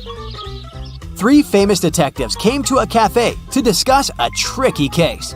A waiter came up to them and asked, "Does everyone want coffee?" The first detective said, "I don't know."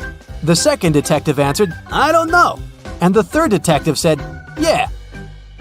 Why did he say no?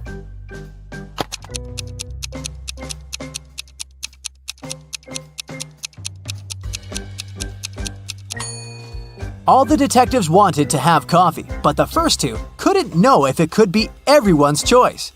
If the first 2 detectives hadn't wanted coffee, they'd simply have said no. So when the third detective heard the replies of his colleagues, he figured out that both of them wanted coffee. And since he was also going to have a cup, he said yes. Look at this picture and try to figure out who is an alien in disguise.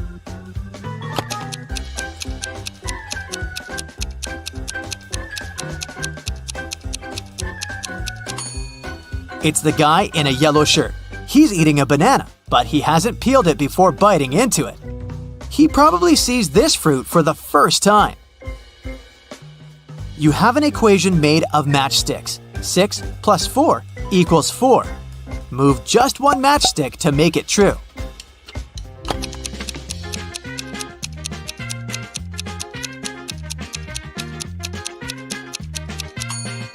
You need to take one matchstick from the plus sign and add it to 6 so that it makes 8. Then you'll have 8 minus 4 equals 4.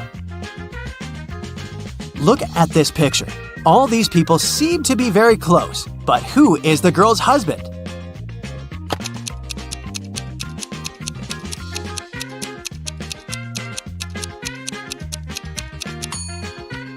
It's the guy on the right. He's the only one to have a wedding band on his finger. The next riddle to check how attentive you are. Who is her husband?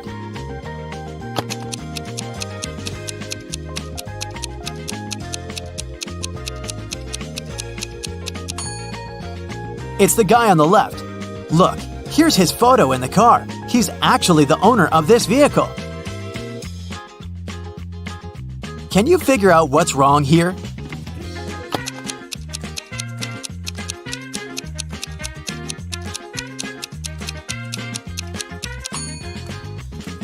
These guys seem to be wearing smartwatches. Hey, detective, your next task is to understand where the criminal is hiding. Make sure to pay attention to every detail.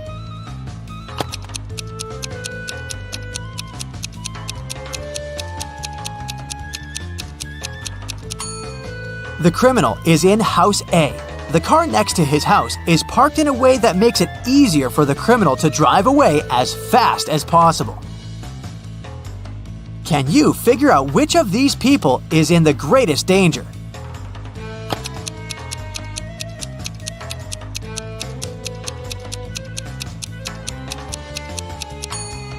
It's this guy. This large icicle is about to fall right on his head. Is the person in the yellow car driving right or wrong?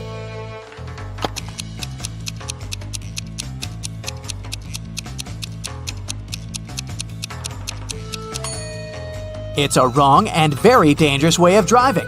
The car is moving very slowly, and to overtake it, the next driver will have to maneuver from the leftmost lane to the right one. It can easily cause an accident. How can you get from 98 to 720 by just adding one letter?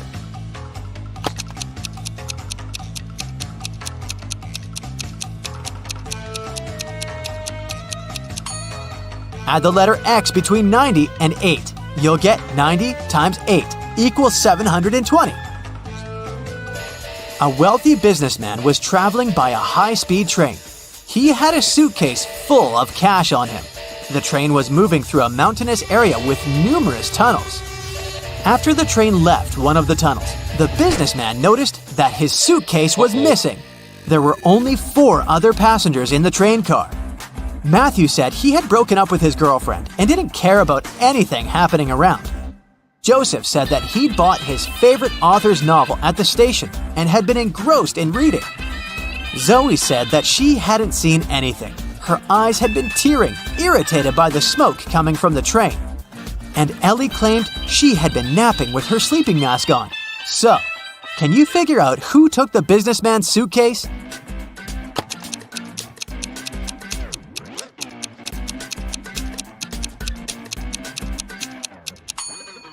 It was Zoe. Modern high-speed trains are electric and don't produce smoke. You've got a bag filled with oranges.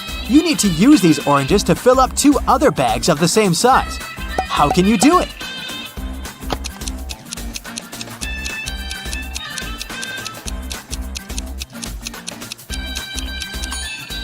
Put one empty bag into the other and fill them with oranges. Detective Marcus and another passerby became witnesses of a car accident. A man, hit by a minivan, was lying on the ground, unconscious. Marcus rushed to the nearest cafe to call an ambulance. When he got back, the passerby told him the man had turned onto his back, but hadn't come to his senses. After looking at the scene for a couple of seconds, the detective said, "You better return everything you've taken from this man." Why did he say so?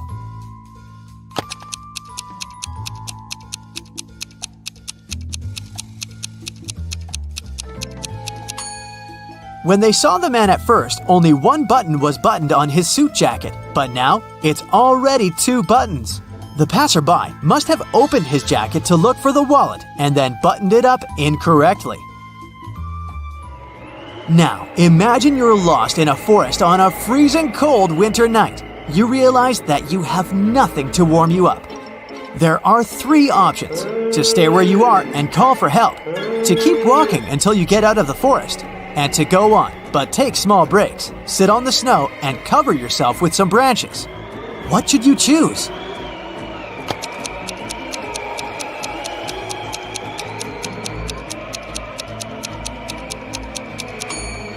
If you stay in one place, you'll freeze in no time. Sitting on the snow during short breaks isn't a great idea either. Branches won't warm you up, and you may accidentally fall asleep and never wake up again. The only way to survive is to keep walking. Sarah invited her friend Alice, who was studying to become a police officer, to a party.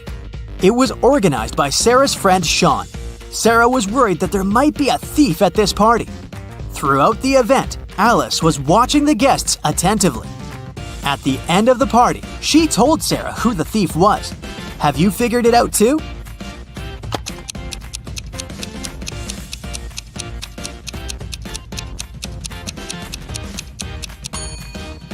It's the host, Sean. At the beginning of the party, one of his guests had a watch on his wrist, and this woman had a beautiful necklace. But at the end of the party, the watch is already on Sean's wrist, and the necklace is in that flower pot. See? Austin, a rich businessman, brought very important documents to his office, but he had a meeting and needed to leave for several hours. Austin asked his secretary to be super attentive. His competitors could try to break into his office to look at the documents. When he came back, his secretary told him everything had been quiet. But when the man looked around, he realized someone had been inside his office. The secretary eventually admitted having fallen asleep while Austin was away. How did the businessman understand someone had visited his office?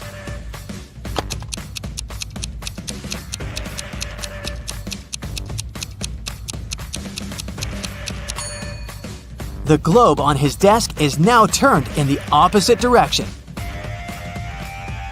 Look at these people attentively. Who does this dog belong to?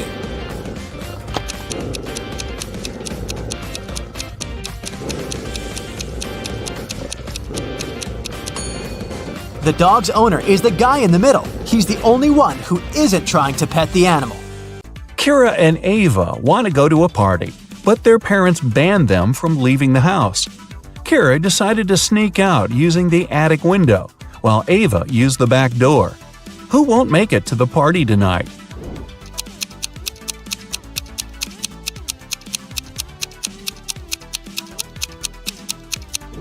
Ava.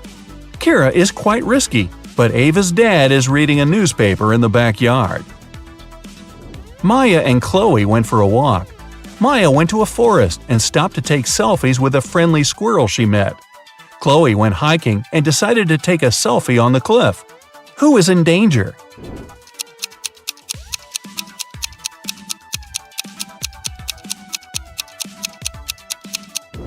Maya. The branch above her is about to fall. Maeve and Sarah are cheating on their math test. Who is more likely to be caught?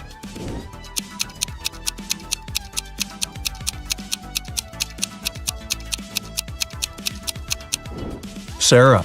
Although she's sitting in the back, the teacher's looking right at her. Bella and Ashley came home from a party which they told their parents would be a study date. Who's going to be grounded till the end of the month?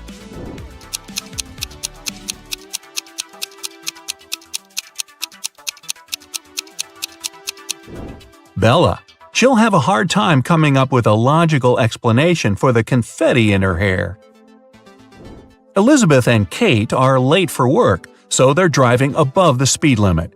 Which of them is in greater danger?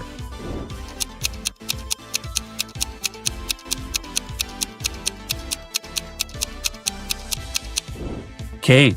She has many objects lying scattered in her car. In case of an accident, they may hit her. Ariana and Serena have to do their house chores before they'll be allowed to go to the birthday party. Who is going to be late?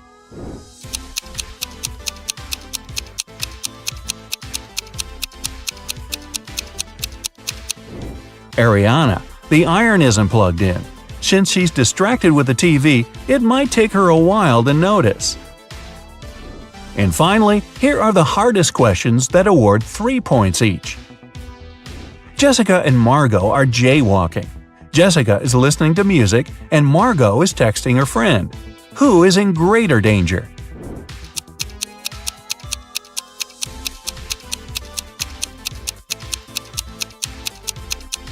Jessica. Although they're both behaving poorly, Margot is on a straight road where she can be noticed. Jessica is jaywalking before the road takes a turn. Someone might not have enough time to react and stop. Julia and Naya are taking a vacation to the jungles. Julia got tangled up in lianas, and Naya got stuck in quicksand. Who's in danger?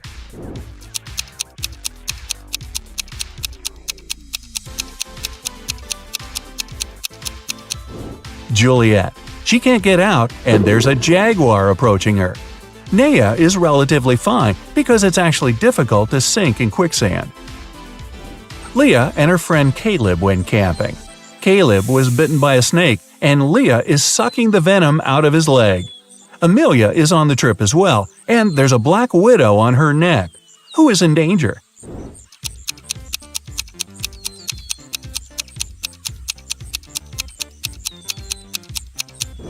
Leah. It's dangerous to suck out the venom. As for Amelia, black widows rarely bite, and the bites are rarely fatal. Becky and Allison are both in a bathtub doing their morning routine. Becky is using the hairdryer, Allison is charging her phone while scrolling through the internet. Who is less clever?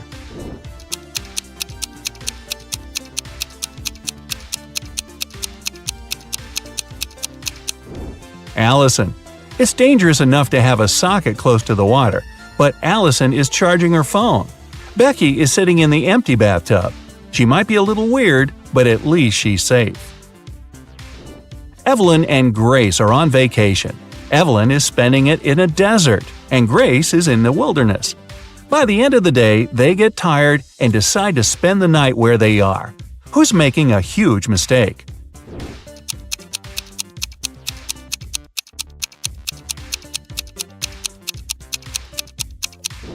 Evelyn. Night temperature in the desert can fall to 25 degrees Fahrenheit and she'll be freezing. Grace's fire will scare away wild animals.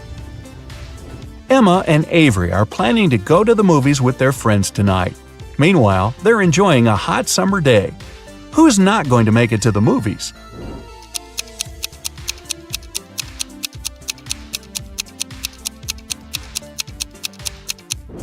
Avery. She's about to cook the meat that has been standing in the sun for a while. In the evening, she'll get food poisoning. Scarlett and Emily are sitting on a beach in the city center. Scarlett is applying makeup, and Emily is texting her friends. Who is more likely to be robbed?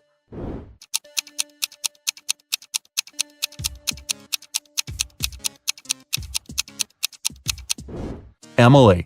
Although they're both distracted, at least Scarlett has a mirror in her hands and can see if someone is approaching her. Ella and Madison are driving to their friend's birthday party. Ella is chatting on the phone with her boyfriend, while Madison is applying lipstick. Who is in greater danger?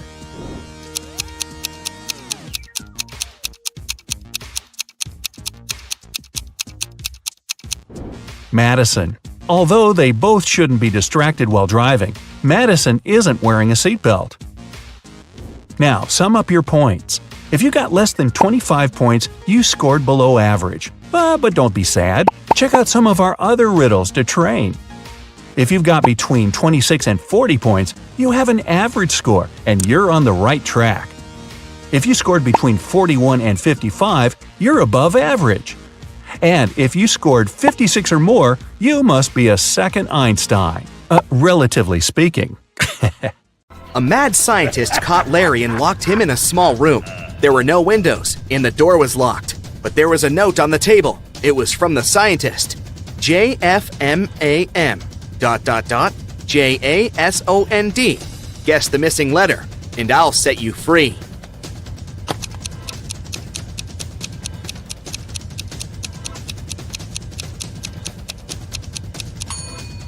"10 minutes later, Larry was already running away from the strange place. He managed to figure out that the missing letter was J. Those were the first letters of the months of the year, from January to December.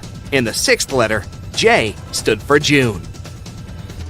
There are two villages next to each other. People who always tell the truth live in one of them. Liars live in the other. The inhabitants of the villages often visit each other. You're in one of the villages, but you don't know which one it is. What question should you ask a passerby to find out where you are?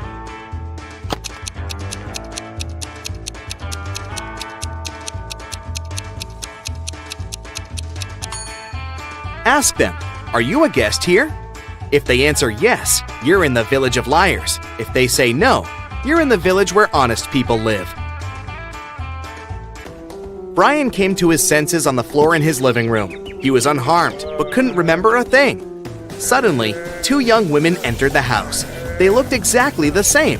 When they found out what had happened, each of them started to claim that Brian was her husband.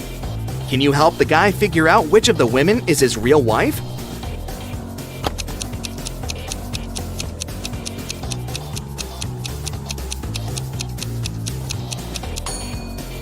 It's the woman on the left. She has a tattoo on the same arm as the girl in the wedding photo. Megan was 21 on her last birthday, but she's going to be 23 on her next one. How is it possible?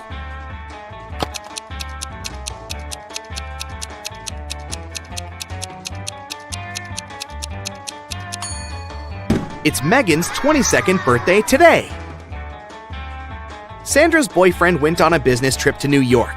Soon, the girl got a weird text message from him. It looked like this: NHAPPY. What did Sandra's boyfriend want to say?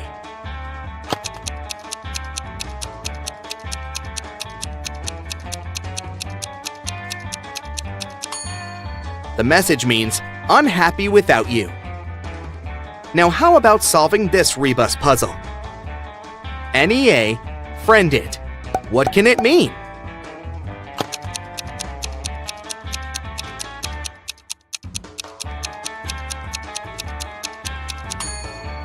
It's a friend in need. And one more for you. Man, board.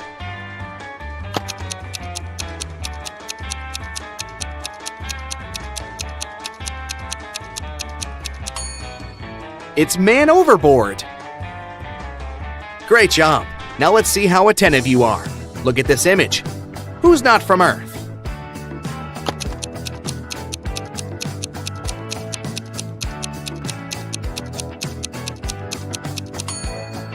Must be the guy on the right. The guy on the left is only wearing a Halloween costume. Look at his hazel eyes. They seem to be absolutely human. And now look at the eyes of the guy on the right. Ugh, creepy. How about this image? Can you spot anyone who doesn't look like us? Earthlings?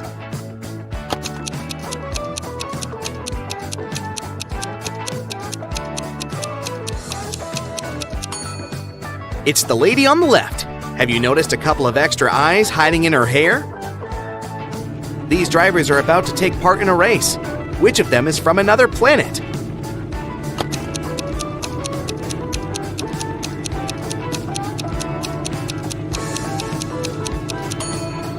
That driver over there. He seems to be leaving a trail of slime behind him. Okay, you have a sharp eye. But is it sharp enough to crack the following riddles? A rabbit is hiding somewhere among these mushrooms. Can you spot it?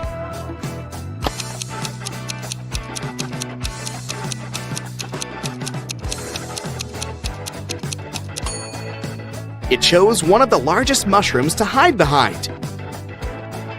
At first sight, there's nothing unusual here. But what if you examine the picture more attentively?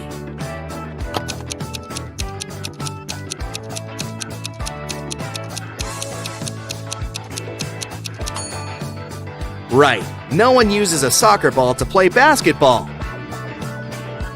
Mark bought a new keyboard, but the seller fooled the guy and gave him a fake one. Can you find the proof?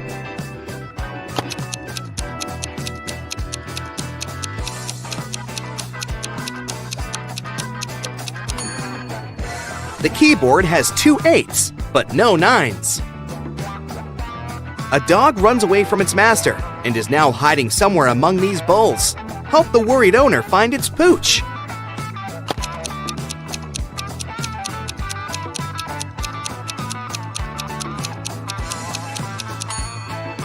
Gotcha! Similar, but not the same. How good are you at math? Let's figure it out. How much will a 50-degree angle measure if you look at it through a microscope that magnifies 5 times?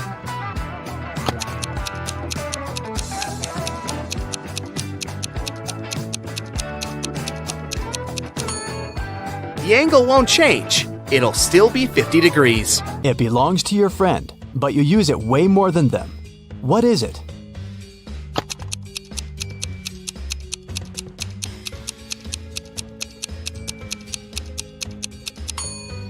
That's right, it's your friend's name. Alice was walking in a field and suddenly saw a white rabbit. She took a picture of the animal. Suddenly, the rabbit said, "Hey, I can show you where the treasures are hidden." Alice got very excited, but then her friend called her and the rabbit ran away. When Alice returned to the field the next day, she saw 9 rabbits. They all kept silent. Can you help Alice find the right rabbit?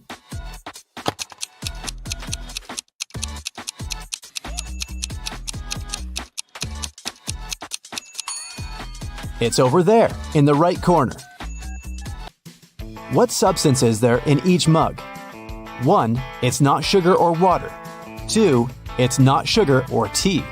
3. It's not tea or water.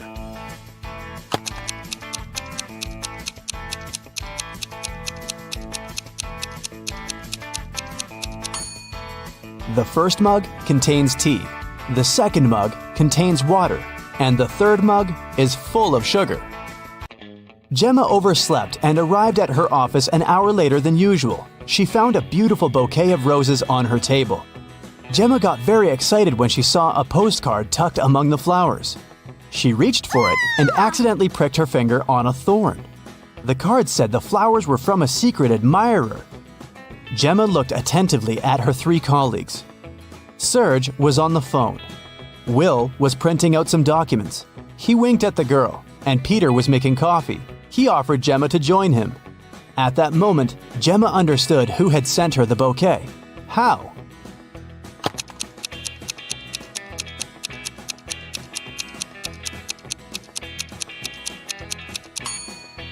It was Serge. He had a fresh scratch left by a thorn on his finger. Rotate it 90 degrees and it's everything. Cut it in half and it's nothing. What is it?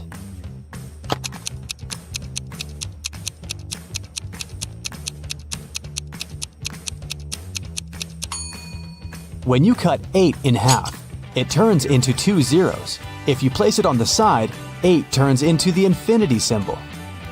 The more it dries, the wetter it gets. What is it?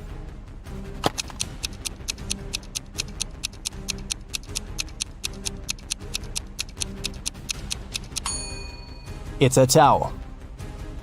Tim loved his girlfriend Christy very much, so he went to a tattoo artist to get her name tattooed on his arm. But the artist turned out to be a crazy scientist. He used Tim's DNA to create 2 evil clones. When Christy came to the tattoo parlor to pick Tim up, she saw 3 identical guys. Help Christy determine which Tim is the real one.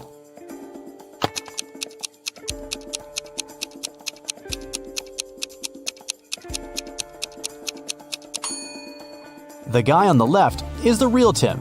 He's the only one who has a tattoo. The clones aren't supposed to have any. How many months of the year have 28 days?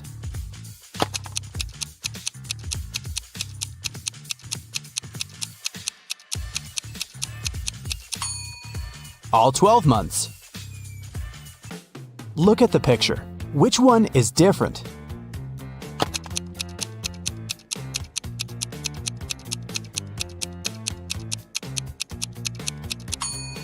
It's A. The color that should be at the top is at the bottom. Helen was a famous singer. When she was applying her makeup in the dressing room, her agent called her. He said that her song had become the main hit of the year.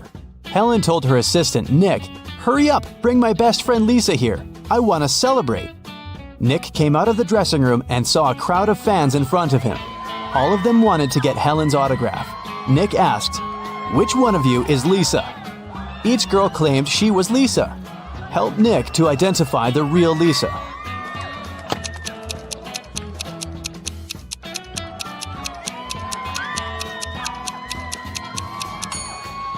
The real Lisa is wearing a necklace with the left half of the heart on her neck. It matches the one Helen is wearing. Josh left his office earlier that day and decided to take a walk through the park. But suddenly, it started to rain. Unfortunately, Josh forgot his umbrella and hat at work. His clothes were soaked, but not a single hair on his head got wet. How did he do that?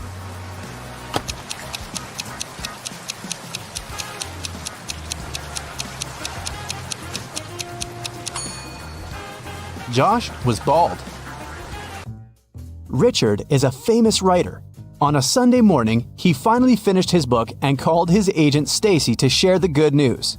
Stacy came to his house at 9 a.m. She found Richard unconscious on the floor. Oh, no. His laptop with the new book had disappeared. Stacy called the police. The detectives arrived immediately and questioned everyone who had been in the house. The nanny said she had driven Richard's son to school. The gardener said he'd had a day off and spent time with his family. The driver said he had taken Richard's car to a car wash. Once the detective listened to everyone's stories, they knew who was lying. How did they find out?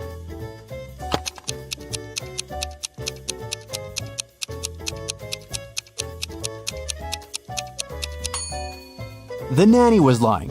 She said she had taken Richard's sons to school. But schools are closed on Sundays. Freddie is one lucky guy. He works at a chocolate factory as a night guard. Once, he was checking the factory as usual. He noticed that someone had stolen several boxes with exclusive chocolate candies. The next morning, Freddie questioned 3 suspects. Jason, a pastry cook, said that he'd finished his shift at 7 p.m. and gone home right away. His wife couldn't confirm that he stayed indoors all night. Harry, a delivery guy, said, "I don't eat chocolate at all. Even the smell of it gives me a severe rash." And Peter, a cleaner, said, "Yesterday I was cleaning the warehouse. I found one chocolate candy on the floor and ate it. I'm so sorry. Please don't fire me." Who is the thief?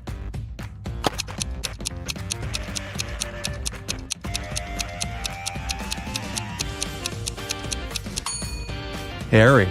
He's standing in a room with a bowl of melted chocolate without any protection. He would have a rash if his allergy was real. Another working day at the chocolate factory. Jason decided to prank Freddy and covered a raw chicken egg with a layer of chocolate. Then he wrapped it and put it among real chocolate eggs on a tray. When Jason brought the chocolate eggs, Freddy spotted the fake one immediately. Can you figure it out?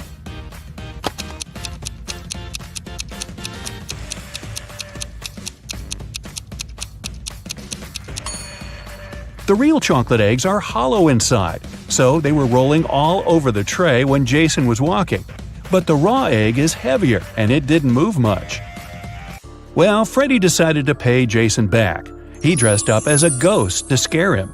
But suddenly, several real ghosts appeared in the room. Can you figure out which of these ghosts is Freddy?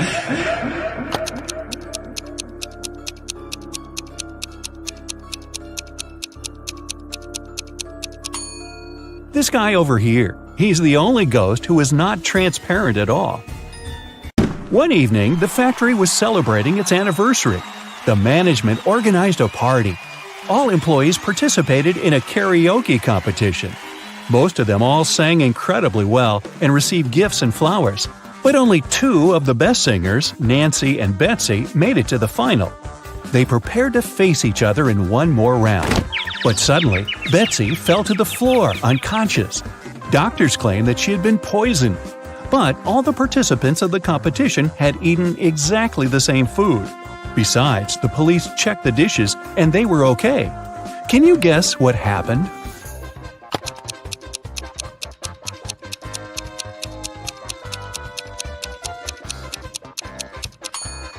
Someone poisoned Betsy's flowers.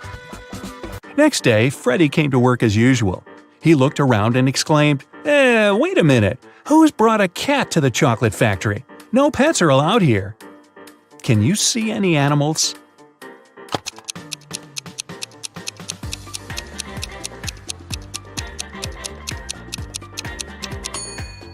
Here it is. The cat got scared and ran away to another room. Freddy followed it. Can you spot the cat now?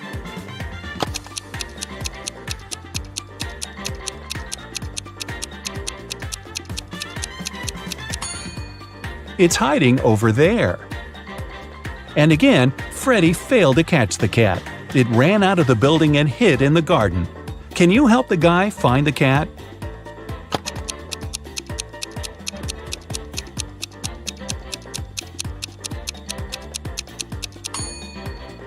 The poor animal is over there. Freddy caught the cat and found a small note attached to its collar. It had contact information. Freddy called the cat owner, but no one answered the phone. So, after work, Freddy took the cat and went to the address mentioned in the note. It was a creepy castle. The door was locked and required a password. Can you help Freddy crack the code using this hint?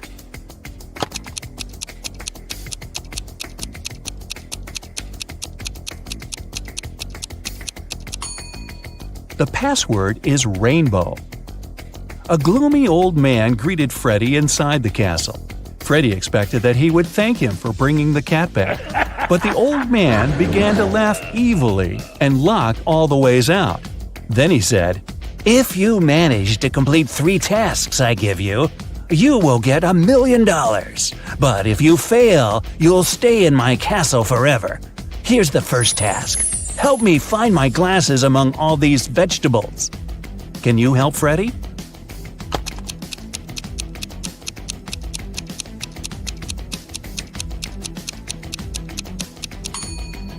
Here they are. The next task from the old man was to cook a potion and do it in the correct order. He gave Freddy this recipe. Can you help the guy?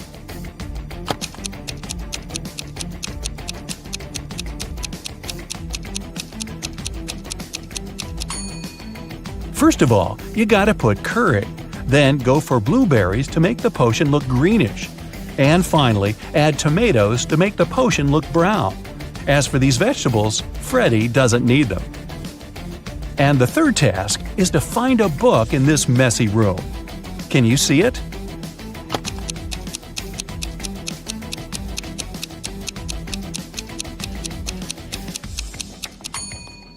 It's half hidden inside the sofa. The old man gave Freddy his money, showed him the exit, and disappeared. But when Freddy tried to leave, he realized that the door was locked. It had a combination lock. Freddy found this mysterious note nearby.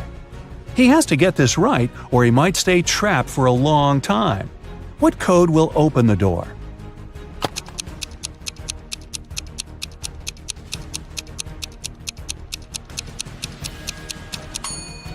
"2361. Each number corresponds to the number of circles in the first set of numbers. Now, Freddy was free to go. As soon as Freddy got out of the creepy castle, he decided to quit his job and go on a trip around the globe. First of all, he took a flight to Spain. On board the plane, he met Gloria. He asked what country she was from. Instead of answering, Gloria showed him this puzzle. Can you guess the country?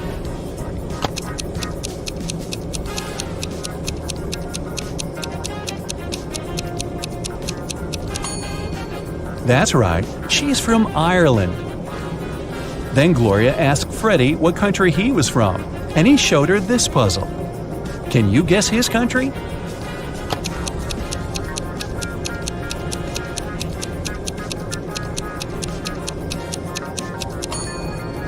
Cuba. Freddy landed in Madrid and went for a walk.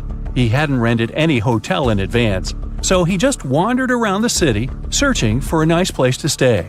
Suddenly, Freddy noticed this cute little hotel and entered it. Big mistake. Why?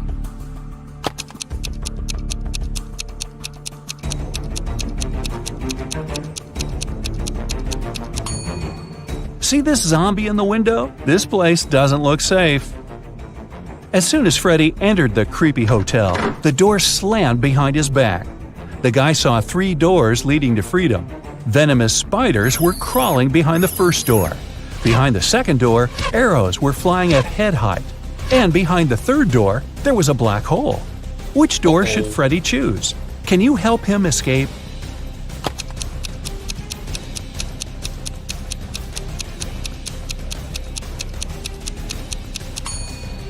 He should choose the second door. He can crawl under the arrows. After his adventure, Freddy decided to have lunch in the local cafe. But something's definitely wrong here. Can you figure out what it is?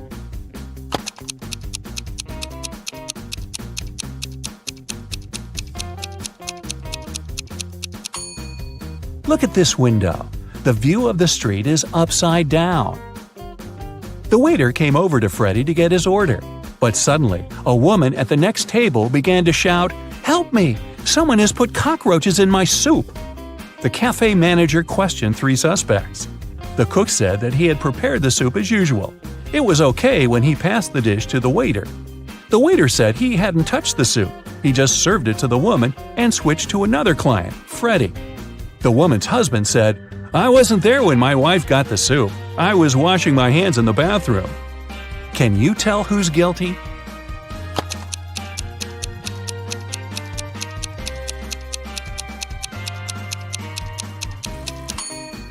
No one. Take a look at the ceiling. The cockroaches crawled out of the ventilation and several of them fell into the lady's soup. Freddy used a special app to rent a luxury apartment in Madrid. He found 3 options that he really liked.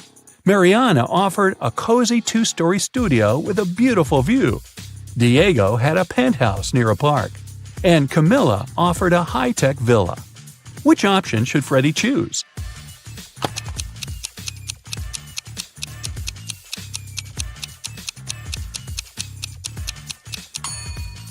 This penthouse has a cracked glass roof, which is extremely unsafe.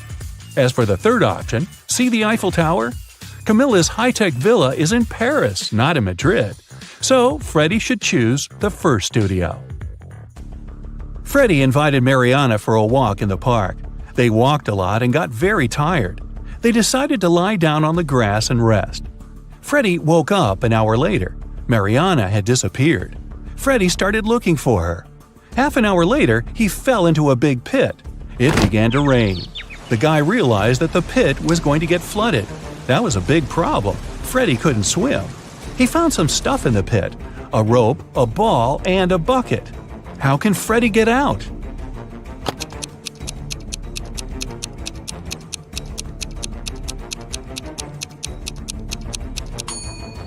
The ball will float up to the surface, and so will Freddie if he holds on to it. Freddie kept looking for Mariana. He came across a wizard's castle. The wizard had caught the girl and turned her into a frog. Freddie had to help her. The guy and the Mariana the frog found the wizard's book of potions. It described all the necessary antidotes. But first, the guys needed to understand which potion the wizard had used on Mariana. Freddie looked through the book.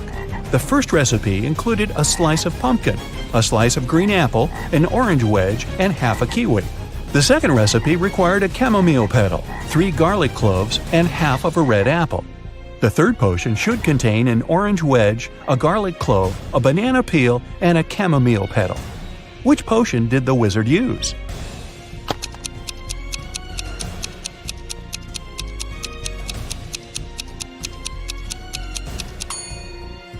Take a look at the ingredients on the shelves. They only match the third recipe. Freddie helped Mariana turn back into a human. The wizard got very angry and teleported Freddie to jail. The guy was desperate. He had no idea how to escape. Suddenly, a creepy man opened the door and said, "Come on, I'm going to help you escape." Freddie followed him, but he slipped, fell to the floor, and hit his head. Freddie woke up in a pit. He didn't remember how he got there. If he went to the left, he would end up in the bathroom. If he went to the right, he would have to crawl through a tunnel filled with toxic waste that was leading outside. Which way should he choose?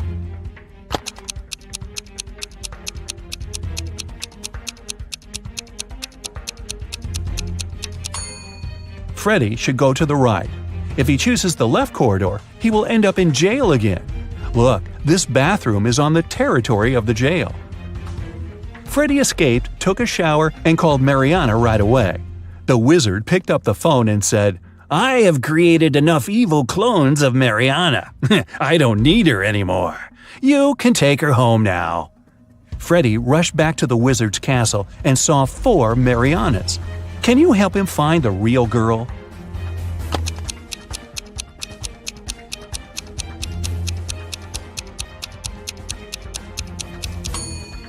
This Mariana has claws instead of nails. She looks like a werewolf. This one has very sharp teeth and ears. She's probably a vampire. This lady has scales on her face. She's a mermaid.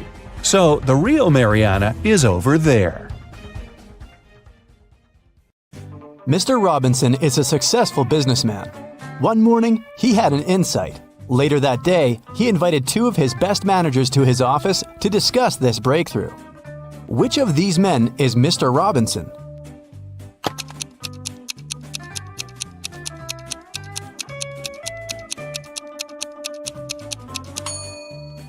It's the man on the right. His suit jacket is on the boss's chair. It's an animal. Take away its last letter, and you'll get a water body where this creature usually catches fish. What is it?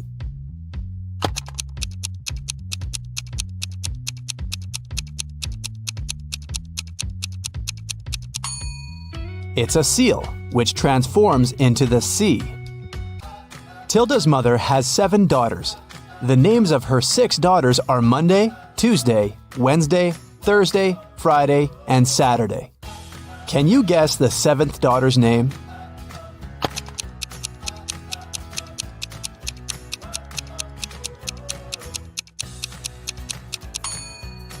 That's right, it's Tilda.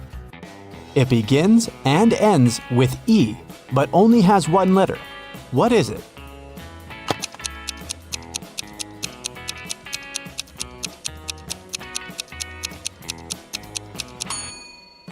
The right answer is an envelope. Mrs. Sally baked her favorite chocolate cookies for a charity fair. She left them on the kitchen table and went to the garden. When she came back, all the cookies had been eaten. Mrs. Sally got very angry and questioned her 3 children. Her eldest son, David, said he hadn't eaten the cookies because he had spent all day in the garden. Her middle daughter, Shelley, wiped some crumbs off her face and said she'd just eaten a sandwich. The youngest daughter, Sarah, said she didn't eat sweets because she was on a diet. Mrs. Sally knew exactly who was lying. Have you figured it out too?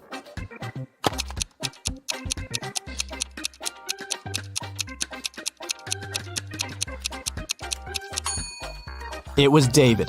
Mrs. Sally was in the garden when someone ate the cookies. If she had seen David there, he wouldn't be among the suspects. Look at the picture. Can you find the odd star?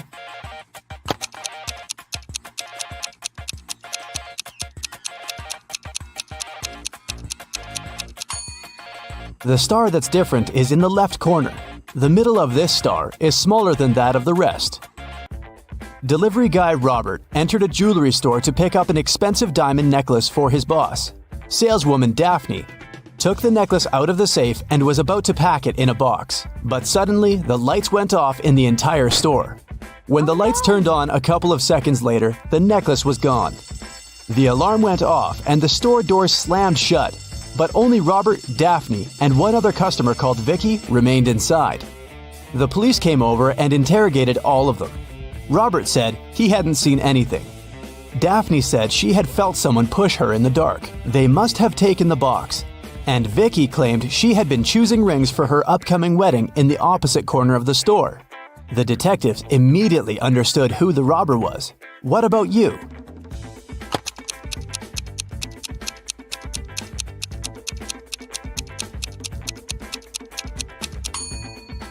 Vicky stole the necklace. She's already wearing a wedding ring on her finger. Kitty was walking in the woods and got lost. At one point, she met a magic fox. The fox said, "If you can solve my riddle, I'll help you find your way home.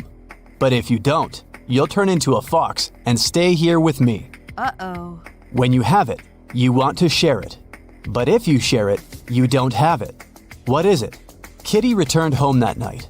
What did she say to the fox?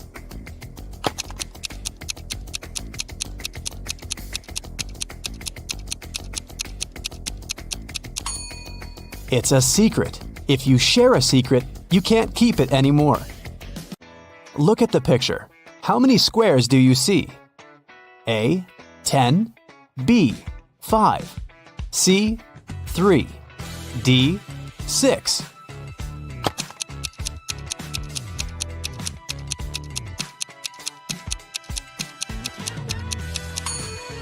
You're right. There are 10 squares. You're supposed to count all the colors. Stephen had a dream of becoming a successful geologist and traveling the world. That's why he took a very difficult test and answered all the questions correctly. Professor Smith said he had one final question for Stephen. If the guy answered it correctly, he'd go on an exciting mountain expedition the following week. Mount Everest was discovered in 1852, but what was the highest mountain in the world before that? The next week, Stephen was proudly walking in the mountains with his colleagues. What did he say to the professor?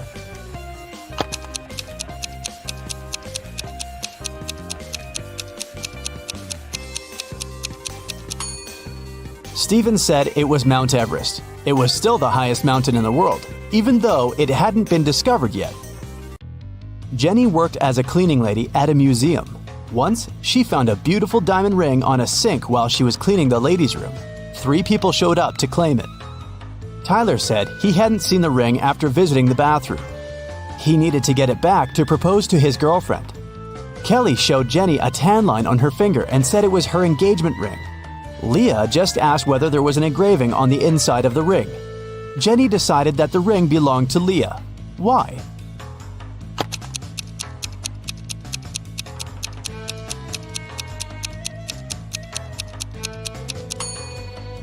Kelly's tan line was on the wrong finger. Tyler wouldn't have been allowed into the ladies' room, and Leah was the only one who knew the ring had an engraving. Susie entered an elevator and pressed the 7th floor where she lived. Suddenly, the elevator got stuck between floors. Susie got anxious and hit the emergency button. The operator said, "I'll restart the elevator, but first, you have to solve my riddle." "What can you hold without touching it?" he asked. 1 minute later, Susie was on her floor. What did she say to the operator?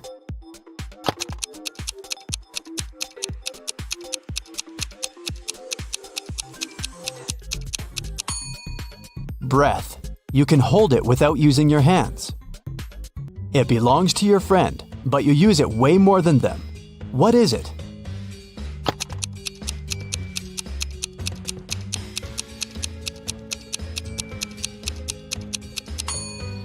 That's right, it's your friend's name. Alice was walking in a field and suddenly saw a white rabbit. She took a picture of the animal. Suddenly, the rabbit said, "Hey, I can show you where the treasures are hidden." Alice got very excited, but then her friend called her and the rabbit ran away. When Alice returned to the field the next day, she saw 9 rabbits. They all kept silent. Can you help Alice find the right rabbit?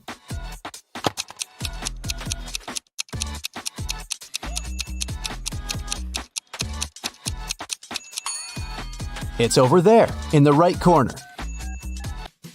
What substance is there in each mug? 1. It's not sugar or water. 2. It's not sugar or tea. 3. It's not tea or water.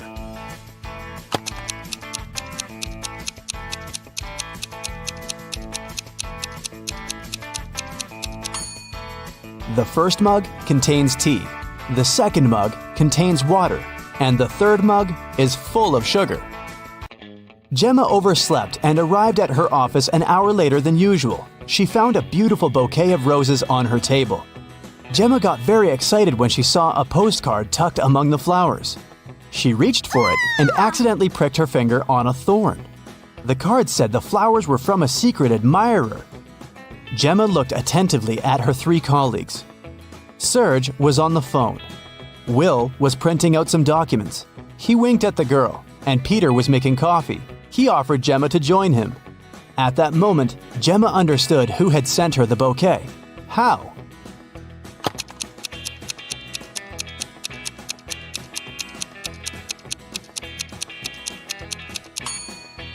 It was Serge. He had a fresh scratch left by a thorn on his finger.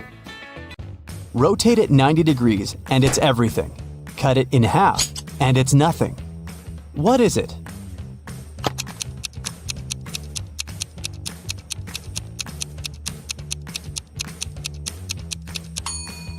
When you cut 8 in half, it turns into 2 zeros. If you place it on the side, 8 turns into the infinity symbol. The more it dries, the wetter it gets. What is it?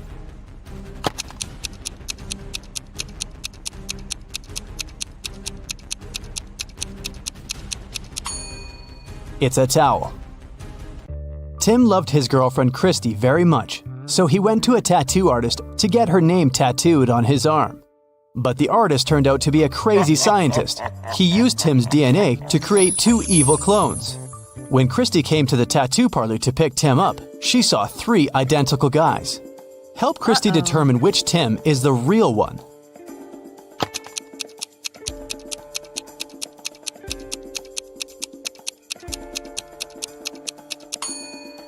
The guy on the left is the real Tim. He's the only one who has a tattoo. The clones aren't supposed to have any. How many months of the year have 28 days?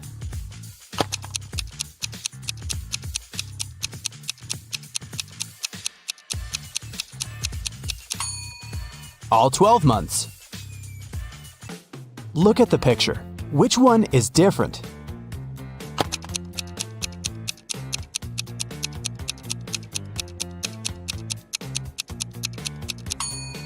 It's A. The color that should be at the top is at the bottom. Helen was a famous singer.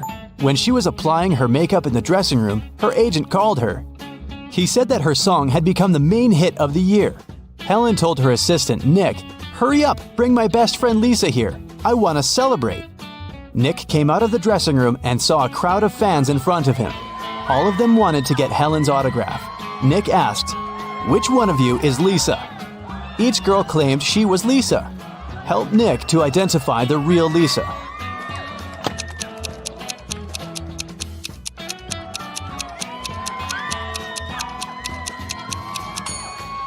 The real Lisa is wearing a necklace with the left half of the heart on her neck. It matches the one Helen is wearing. Josh left his office earlier that day and decided to take a walk through the park. But suddenly, it started to rain. Unfortunately, Josh forgot his umbrella and hat at work. His clothes were soaked, but not a single hair on his head got wet. How did he do that?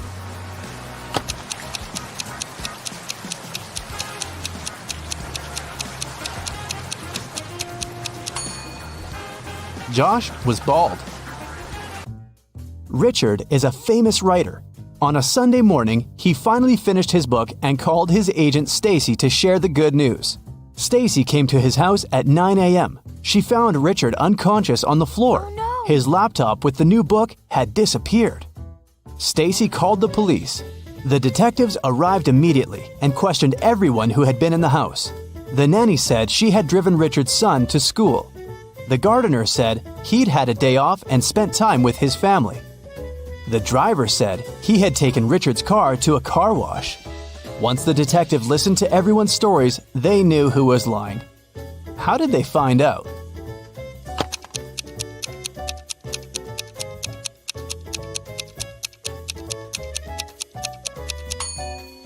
The nanny was lying. She said she had taken Richard's sons to school. But schools are closed on Sundays. Look at this picture. There's something wrong here. Can you figure out what it is?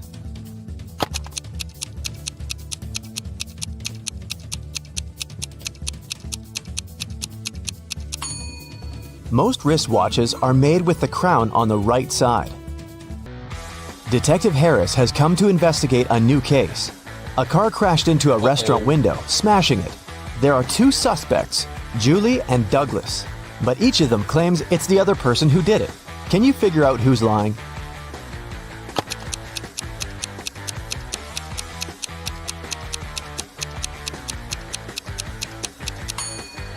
It's Julie. The tire tracks on the ground belong to her car. At 9 a.m., Ethan got a call from his friend, an owner of a large business. The man said that a very important document had disappeared from his office.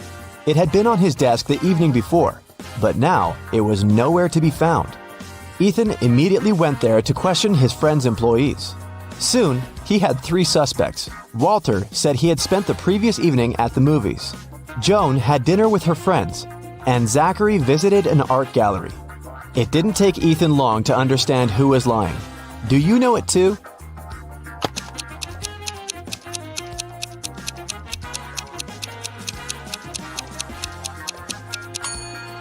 It was Walter. His ticket isn't torn. It means he didn't enter the movie theater. Look at these prehistoric people. Who is from the future?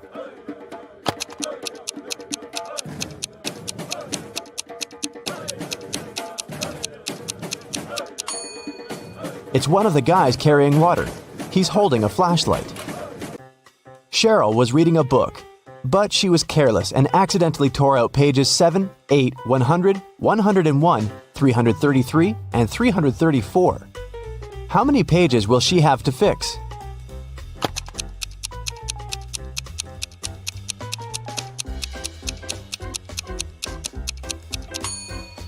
Just 4. 7 and 8, as well as 333 and 334, are different sides of one page. Olivia called the police. She told them someone had broken into her house, tied her up, and taken all her money and valuables. When the officers arrived, the entrance door was open, and Olivia was indeed tied to a chair. And still, the detectives didn't believe her story. Why?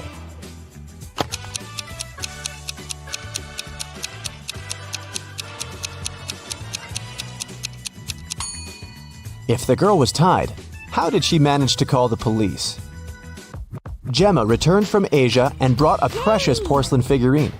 She organized a party and invited all her friends to tell them about her journey. They had a great time, but after her friends left, the woman realized the figurine had disappeared.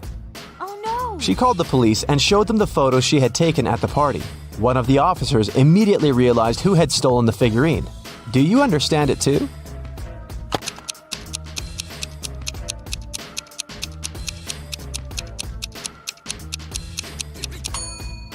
It was Emma. She hid the figurine under her hat. Look at these 4 matchstick patterns. Which one is different from the rest?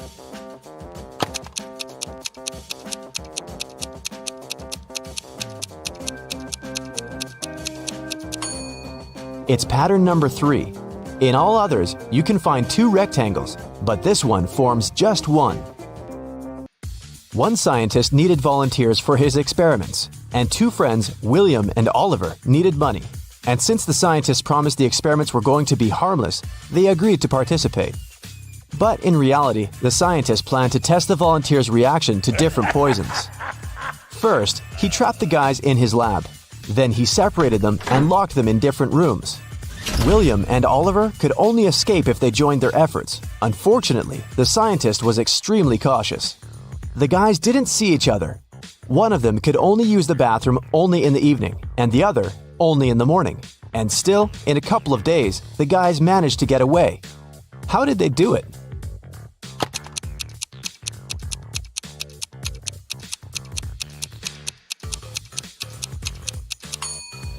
They wrote messages to each other on the steamed-up mirror in the bathroom with their fingers. They could read the messages later by breathing on the mirror. I shave, cut, and wash several times a day, but I still have more hair than you can imagine. Who am I?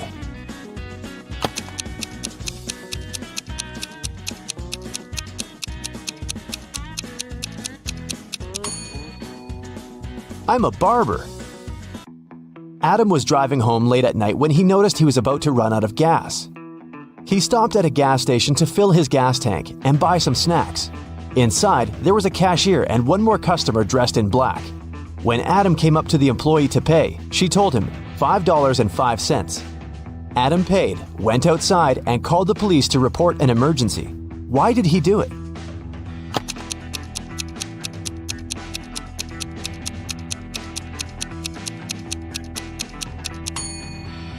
The cash register showed 1835, but the cashier said 505, which looks like SOS. Look at these emojis. How sharp is your vision? Can you spot the girl?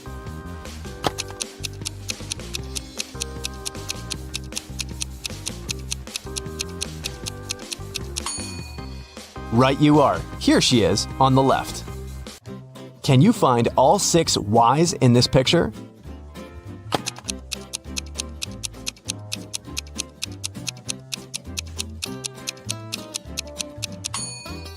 Here they are. Good job. You take it and throw away its outside. Then you cook the inside. Then you eat the outside and throw away the inside. What is it?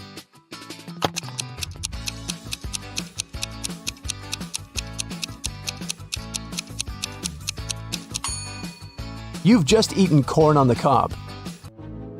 Marcus woke up in a dark basement with just one candle burning on the table. He saw 3 doors in one of the walls and 3 keys lying on the table. How many attempts did the guy need to figure out the key for each door?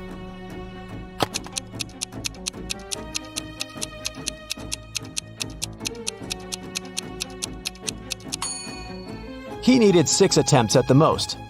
3 of them for the first key, 2 attempts for the second key and 2 remaining doors, and just 1 attempt for the last key. But if Marcus is extremely lucky, he might just need 3 attempts. Look at these words. One of them is odd. Can you figure out which one? First, second, third, fourth, fifth, sixth, 7th, 8th, 9, 10, 11, 12, 13, 14, 15, 16.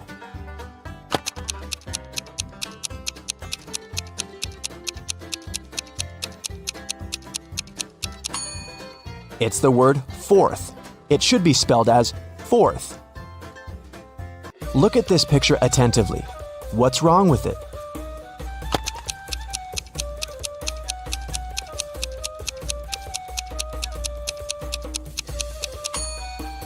There are no shadows here. Larry's mother asked the guy to do some grocery shopping. She gave him a shopping list and her bank card, but the woman knew her son was very absent-minded. That's why she gave Larry a small note in case he forgot the card's PIN number. When the guy was at the register, he realized he had indeed forgotten the PIN. Larry pulled the note out of his pocket and immediately remembered the PIN. Can you figure out what it was if the note had a fly, a cat, a person, and a snake drawn on it?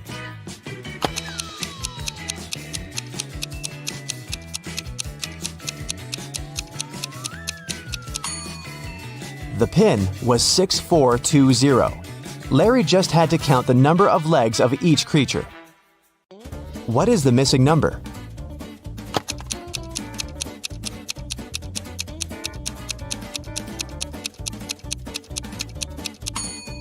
It's 78. When read upside down, those numbers are 86, 87, 88, 89, 90, and 91. When someone robbed a bank in a small town on a snowy Monday, the police have 4 suspects. But all these people claim they've been at home all day long. Look at their homes and try to figure out who's lying.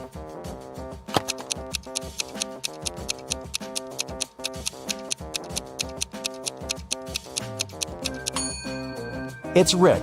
He returned home only recently. He parked his car near the house after the snow had already built up on his driveway. You need to move only 2 matchsticks to get 2 squares. How can you do it?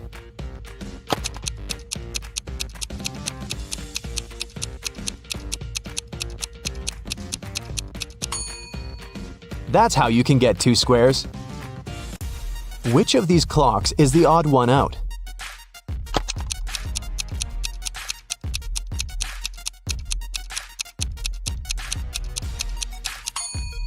It's clock C. On its face, 13 has taken the place of 12. Thomas loved asking his friends to solve all kinds of funny riddles. If they answered correctly, he helped them with whatever they had problems with. One day, Daniel came to Thomas and asked for help with his math exam. He knew the rules though. He had to solve one riddle first. What kind of running leads to walking? Thomas asked. Do you know the correct answer?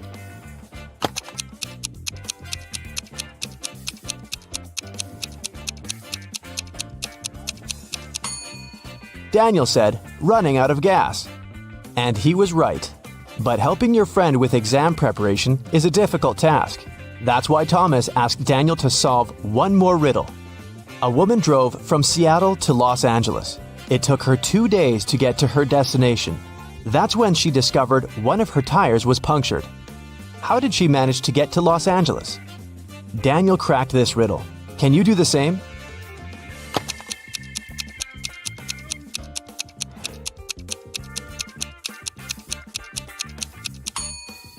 The punctured tire was the spare one.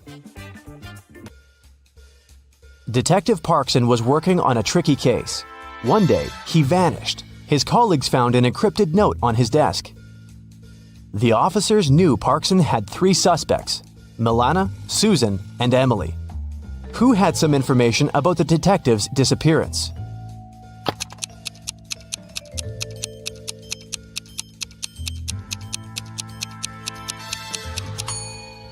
After some time, one of the police officers cracked the code. D plus 1 equals E. L plus 1 equals M, and so on. It was Emily who knew where the detective was. Aaron's enemies kept the guy in a tower that was 150 feet high. Aaron's friends managed to have a pair of scissors and a rope delivered to the man. Unfortunately, the rope was just 75 feet long. And still, Aaron managed to escape. It's known for sure that he cut the rope in the middle. But then what?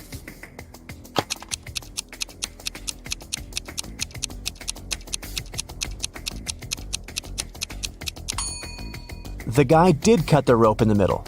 Not across, but along. He tied the 2 parts of the rope together and got down to the ground. Mike pointed at a young woman in the street and said, "She's the daughter of my grandfather's only son." Is the woman related to Mike?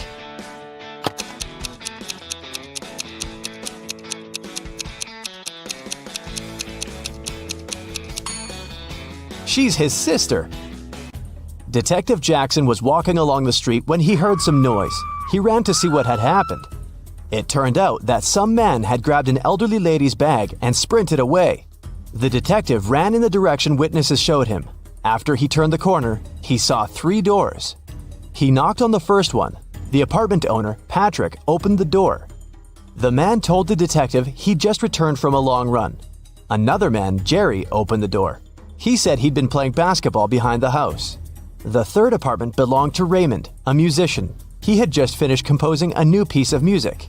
After talking to all these people, Detective Jackson understood who the thief was. Do you know it too?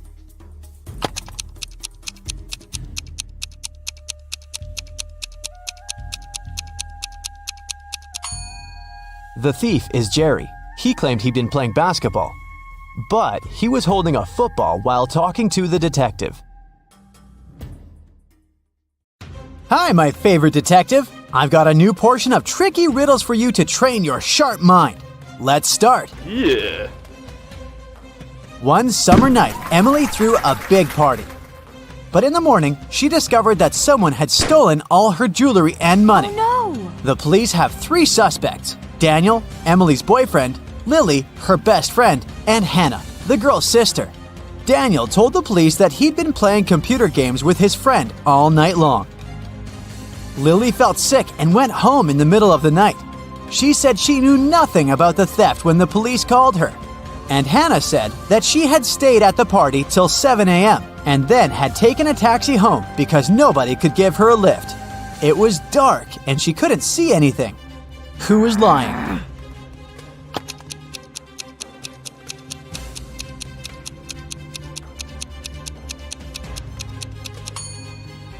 Hannah. At 7 a.m. in the summer, it's already light outside. One day, a famous soccer coach went missing right from the changing rooms. The police had 3 suspects, and all of them were from his team. Brandon said that after the training, he'd stayed on the pitch to practice a bit more. He hadn't been to the changing room yet. Andrew swore that after the training, he had gone outside to meet with his girlfriend. And James said, "When I was leaving the changing room, the coach was still there." Who's behind the disappearance of the coach?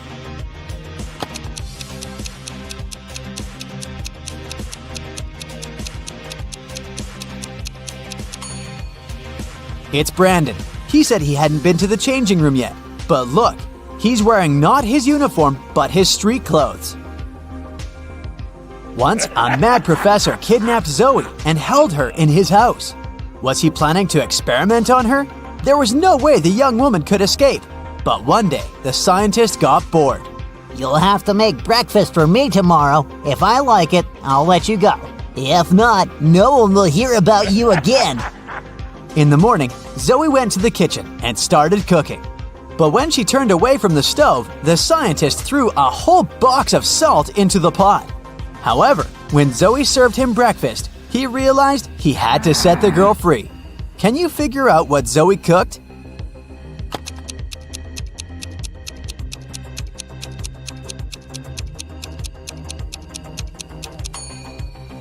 The girl boiled eggs. A man on a motorbike crashed into the window of Mr. Ruby's store, grabbed several expensive watches, and drove away. When the police arrived, Mr. Ruby told them that he was almost sure it had been his nephew, Patrick. The officers went to visit the guy. Because of a heavy downpour, it took them 1 hour to get there. Patrick was at home, together with his friend. "Look at the weather. I haven't been outside since yesterday." Patrick's friend confirmed his words, but the police didn't believe their story and arrested Patrick. Why?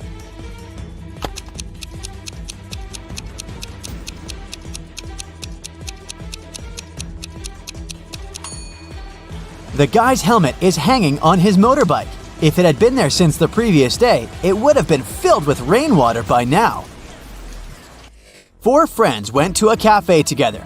2 of them, Linda and Mike, ordered a large pot of blueberry tea. Kirsten took some lemonade, and Oscar opted for orange juice. Half an hour later, Linda and Mike lost consciousness and were rushed to a hospital. When the police analyzed the tea they had drunk, they found poison in it. The main suspects were, of course, Kirsten and Oscar. Why didn't they drink the tea? Kirsten said that she didn't like tea with berries. and Oscar explained that he was allergic to blackberries. Who is the culprit?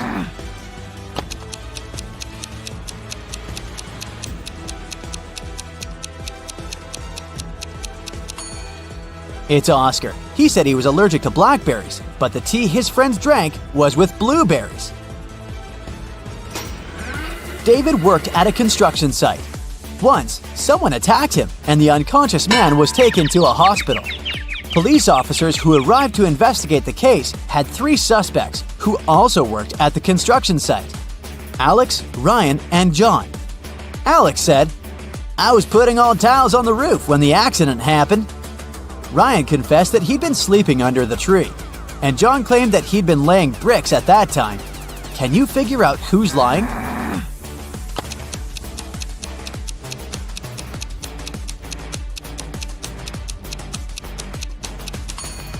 Alex was the one to hurt David. The building has no roof yet, so he couldn't be putting tiles up there. You've bought a cute little rabbit at a pet store. The animal can breed every 2 months, and every time it will deliver 5 babies. How many rabbits will you have in a year?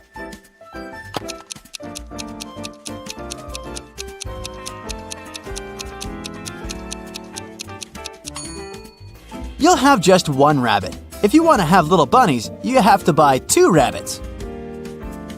Look at these people attentively. Who is a mer person? Pay attention to every little detail.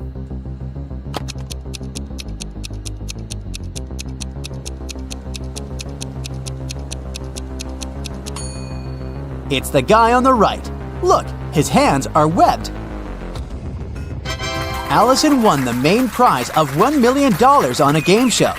But when the shooting was over, it turned out that the host of the show had disappeared, together with the prize. The police managed to log into the computer in his office. They saw that the host had sent this message to his girlfriend. It looked like the host had told his girlfriend where he was going. The police went to the airport, but which flight was the host going to catch? Can you figure it out?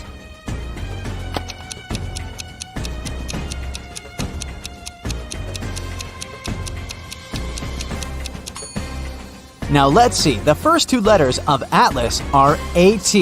If we take 3 letters from the word land, it'll leave us with LAN. And the 2 first letters of tattoo are TA. Together, these letters make up the word Atlanta. Hurry to the gate, officers!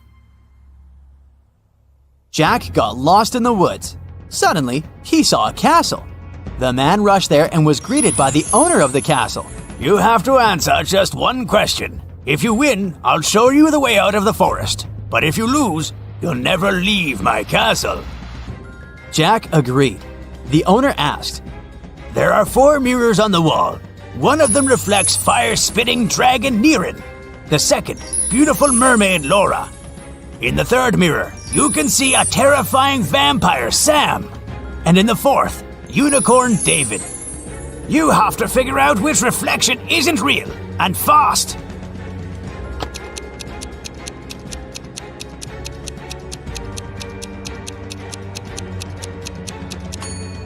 The reflection of Vampire Sam isn't real. Vampires can't be reflected in mirrors. A businessman arrived at his office after a long trip and discovered that some important documents had disappeared from his desk. He immediately called the police, and a detective arrived shortly after. After interviewing all the workers, he had a list with 3 suspects on it. They were Emma, the accountant, Sophia, the receptionist, and James, a sales manager. But each of these people claimed that they hadn't even been inside the businessman's office. Still, it didn't take long until the detective figured out who was lying. Can you do the same?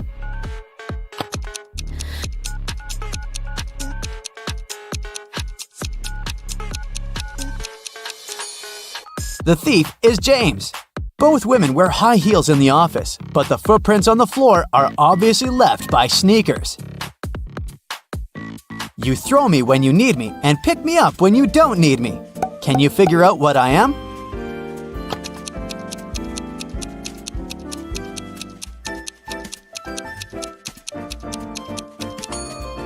Right you are. I'm an anchor. How can you increase 66 by 1.5 if you aren't allowed to make any mathematical operations? Hurry up and crack this riddle.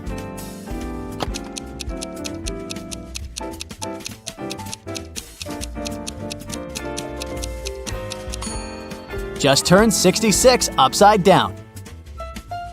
It was Mr. and Mrs. Smith's wedding anniversary, and Mrs. Smith was going to put on diamond earrings her husband had presented her for their wedding. But when she opened her jewelry box, she saw that the earrings weren't there. She called her daughters, Dora and Laura. "I've told you so many times not to touch my things. Who took my jewelry this time?" Dora exclaimed, "I haven't touched your jewelry box." Laura also denied taking her mom's stuff. "I don't even wear earrings." Can you figure out which girl is lying?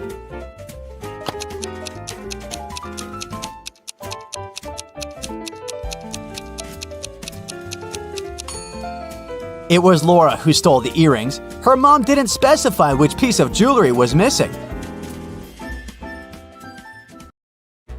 Detective Smith was called to investigate a burglary at the city's museum.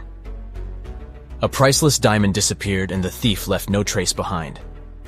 After analyzing the museum's security cameras, Detective Smith gathered 3 suspects: the security guard, the museum's curator, and a visitor.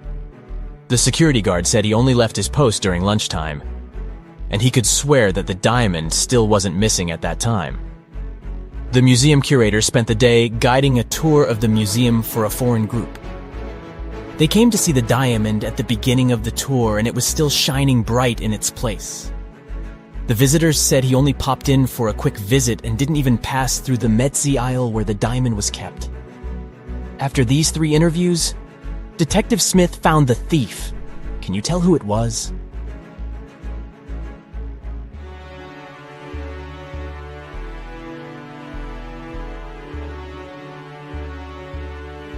It was the visitor. First of all, he knew the exact location of the diamond inside the museum. Plus, take a look at that string he is fiddling with in his left hand. Detective Smith pulled it from under his sleeve and voila! The diamond was attached to it. I guess he didn't have time to go home and get rid of the diamond, huh? Julie and her friends decided to spend the weekend at a cabin in the woods. They arrived on Friday evening and spent the night playing board games and telling spooky stories. When they woke up on Saturday morning, they found that someone had stolen all their food supply.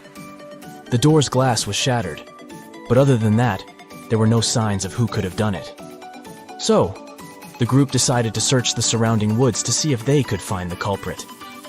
Take a good look at the scene the group stumbled upon, and see if you can find out who took their food.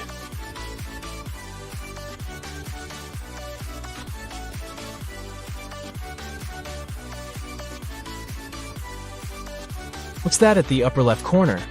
Those look like barefoot prints, huh? And not just one, but rather an entire family of bears. Oh, and they even left an Oreo wrapper on the ground as evidence. Yep, these grizzlies were the culprits for sure. On a snowy winter afternoon, Dr. Brown was resting in front of the fireplace. Suddenly, somebody threw a snowball at his window. The hit was so strong that the glass shattered. Dr. Brown stood up just in time to see 3 neighborhood boys running away. They were brothers with the names John Smith, Mark Smith, and Dave Smith. The next day, a paper note was left on Dr. Brown's door. There it was written, "Smith, he threw the snowball." Dr. Brown immediately knew which brother had done it. Can you figure it out too?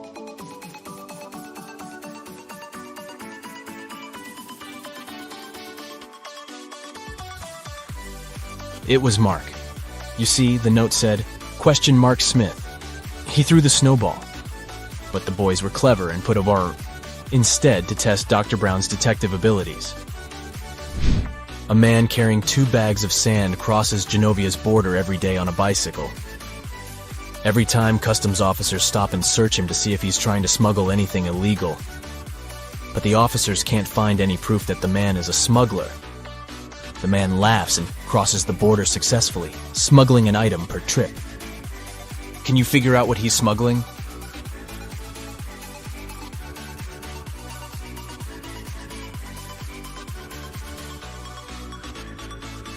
That's easy. He's a bicycle smuggler. He distracts the guards with 2 bags of sand. But every day he is crossing the Genovian border with a new bicycle. Smart guy, huh? Mrs. Pinkface is the world's fastest robber. She works alongside the criminal mastermind Zebra Mask. But Mrs. Pinkface was recently caught and put in jail. She and her partner in crime had already set up a plan in case this happened. Zebra Mask will pass outside the prison fence and send Pinkface a signal. 45 seconds after the signal, he will turn off the electric fence, giving her a few seconds to make her prison break. The thing is, Pinkface doesn't have a clock. She only has a lighter and 2 fuses. The fuses are flammable, and she knows they both burn for precisely 1 minute. They won't burn evenly, so if she cuts them in half, one side might burn for 40 seconds, while the other burns for 20 seconds. How can Pinkface use the fuses to time exactly 45 seconds and make her unique prison break?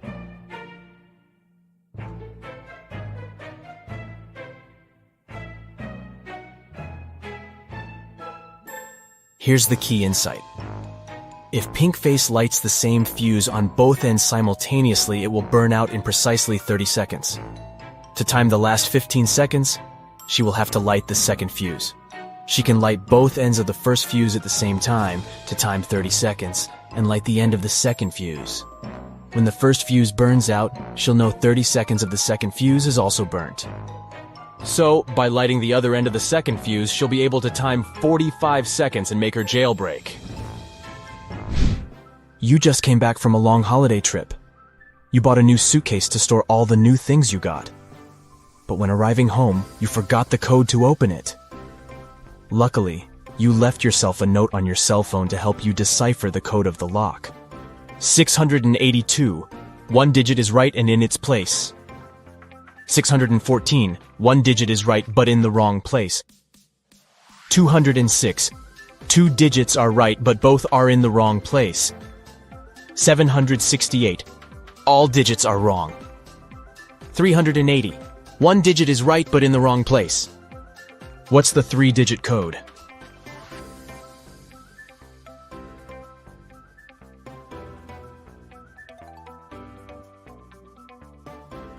(042).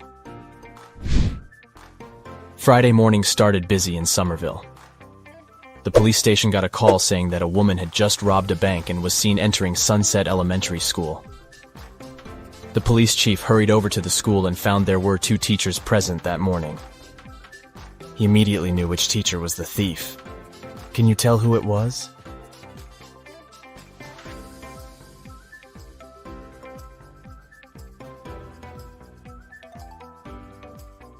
Take a look at the second teacher's long-sleeve shirt.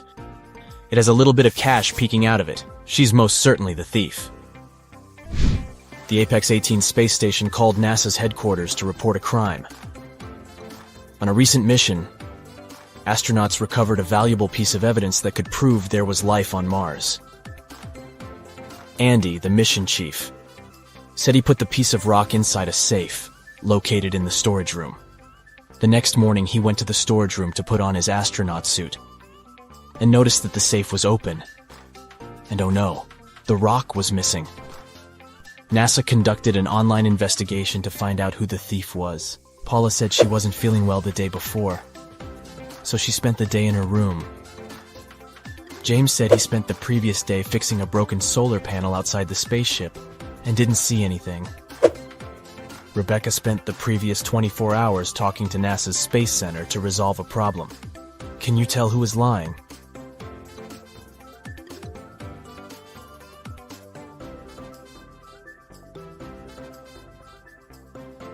It's James. If he went outside to check on solar panels, he first needed to go into the storage room to put on his spacesuit. Plus, there's a rock-shaped item in his left pocket. He must be the culprit. Tuesday morning, Amy got a call from her boss, Tom. He was in distress because a very important document had disappeared from his office. It had been on the desk the evening before, but nowhere to be found in the morning. Amy immediately went there to question the employees. She soon gathered 3 suspects. Elijah said he had spent the previous evening at the movies. Mason had taken his girlfriend to dinner, and Evelyn had visited an art gallery. It didn't take long for Amy to understand who was lying. Why?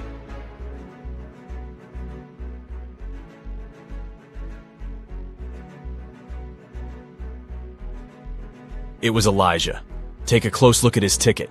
The date is for Sunday and not the night before. This means he's probably the one lying. Peter was lost in the woods when he encountered an evil magician. The magician cast a spell on him that transported Peter to an empty room inside a huge tower. To make things worse, the evil sorcerer put the tower on fire. The room Peter was in had no doors and only a small window. Thankfully, he found 3 magic potions that could maybe help him escape. If he drank the first potion, he would get incredible physical strength. If he chose the second potion, he could summon any animal he wanted to help him. And if he drank the last potion, he would turn into a vampire.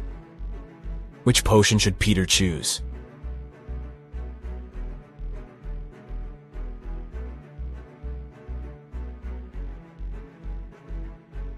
Well, no animal could help him escape the tower, and even if he had all the strength in the world, he wouldn't be able to beat the fire. But if he turned into a vampire, then he could transform into a bat and fly away through the little window. So the third bottle it is. Katie got lost in the desert. She walked for hours when suddenly she came across a huge oasis. But to reach the main waterfall, where she could drink some water, she had to cross a bridge. There were 3 bridges leading to the same place. The first bridge was far from the ground, and its rope looked like it could rip at any second. The second bridge had some hungry-looking alligators crawling on it. The last bridge stood above a lake full of poisonous water plants. Which bridge should she choose?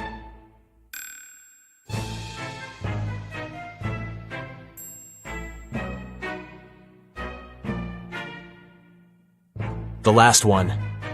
The bridge stands above a poisonous lake, but she won't touch the water when crossing it.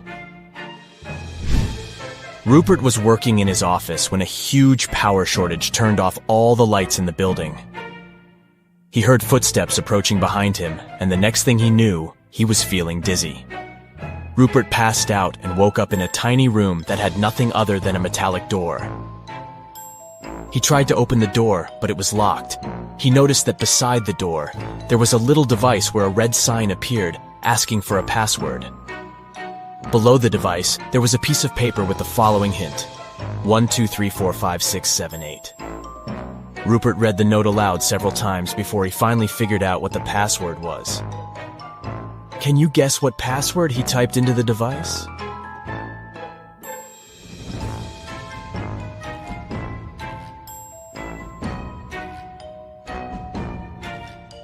He typed in 1 time the number 2, 3 times the number 4, 5 times the number 6, and 7 times the number 8. Phew, that wasn't obvious, huh? Bill and Jonah found themselves stuck inside the cavern of the Great Genie. There was nothing there but a wall with 3 buttons. There was a red button, a yellow one, and a green. Somewhere on the floor, they found a note that read, TDUPT RNOREHEBSSTE.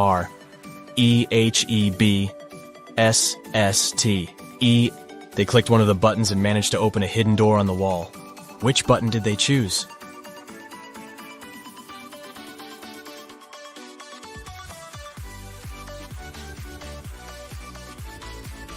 The red button. They unscrambled the words on the note and discovered it read, "Press the red button." Miss Taylor is the owner of a boutique that produces and sells expensive ceramics. On a Friday, when the working week was almost finished, she went to deposit the day's money inside the safe and was shocked to find out it was all gone. Someone had stolen it. Miss Taylor suspected it should have been one of her workers. She asked each one of them what they had been doing that day. Sloan, a sales manager, said she had been prospecting for new clients. Jake, the potter, said he always made 1 cup a day, and he showed all the cups he had done that week. Lily, the designer, said she had been working, but she also admitted she hadn't been really productive that day because of some family issues. Who lied?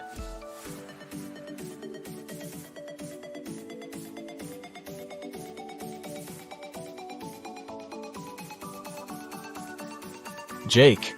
There are 5 working days in a regular week. The man said he made 1 mug a day, but he only showed 4 mugs. It means he missed one day of